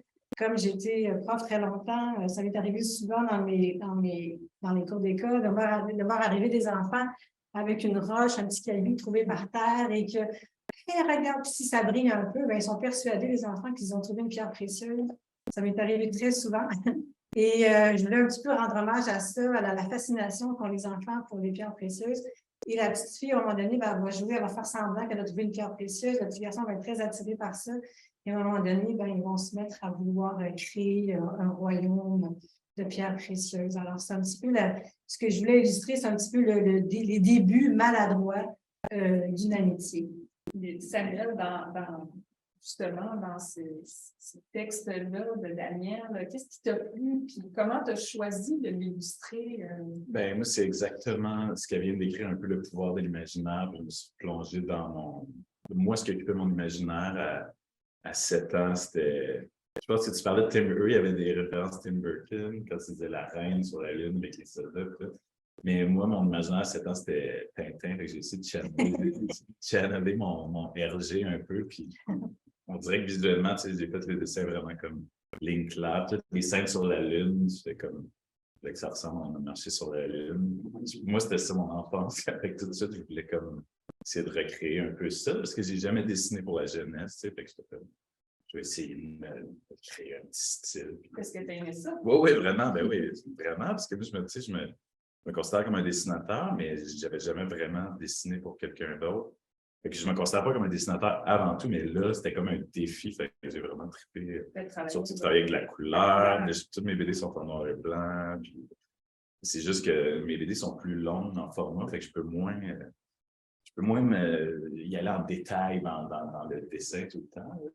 Comme je pense que ma BD que je finis là comme 400 quelques pages. Fait que là c'est comme 40 de pages. Fait que là, c'était vraiment un trip de dessin qui j'ai vraiment adoré ça. Samuel, Daniel, merci beaucoup. Merci. Merci d'avoir été avec nous.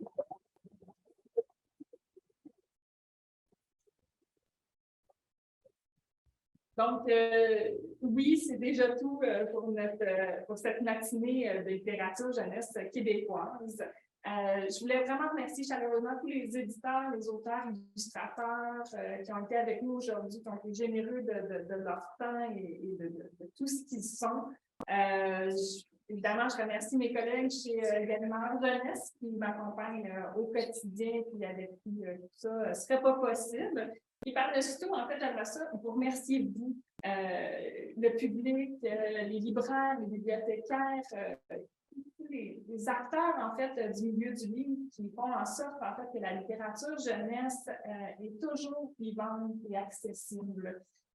Donc, on se retrouve dans un mois, le vendredi 14 avril, en virtuel ou en présentiel au Salon international de Québec pour le volet hors Québec de cette rentrée printanière.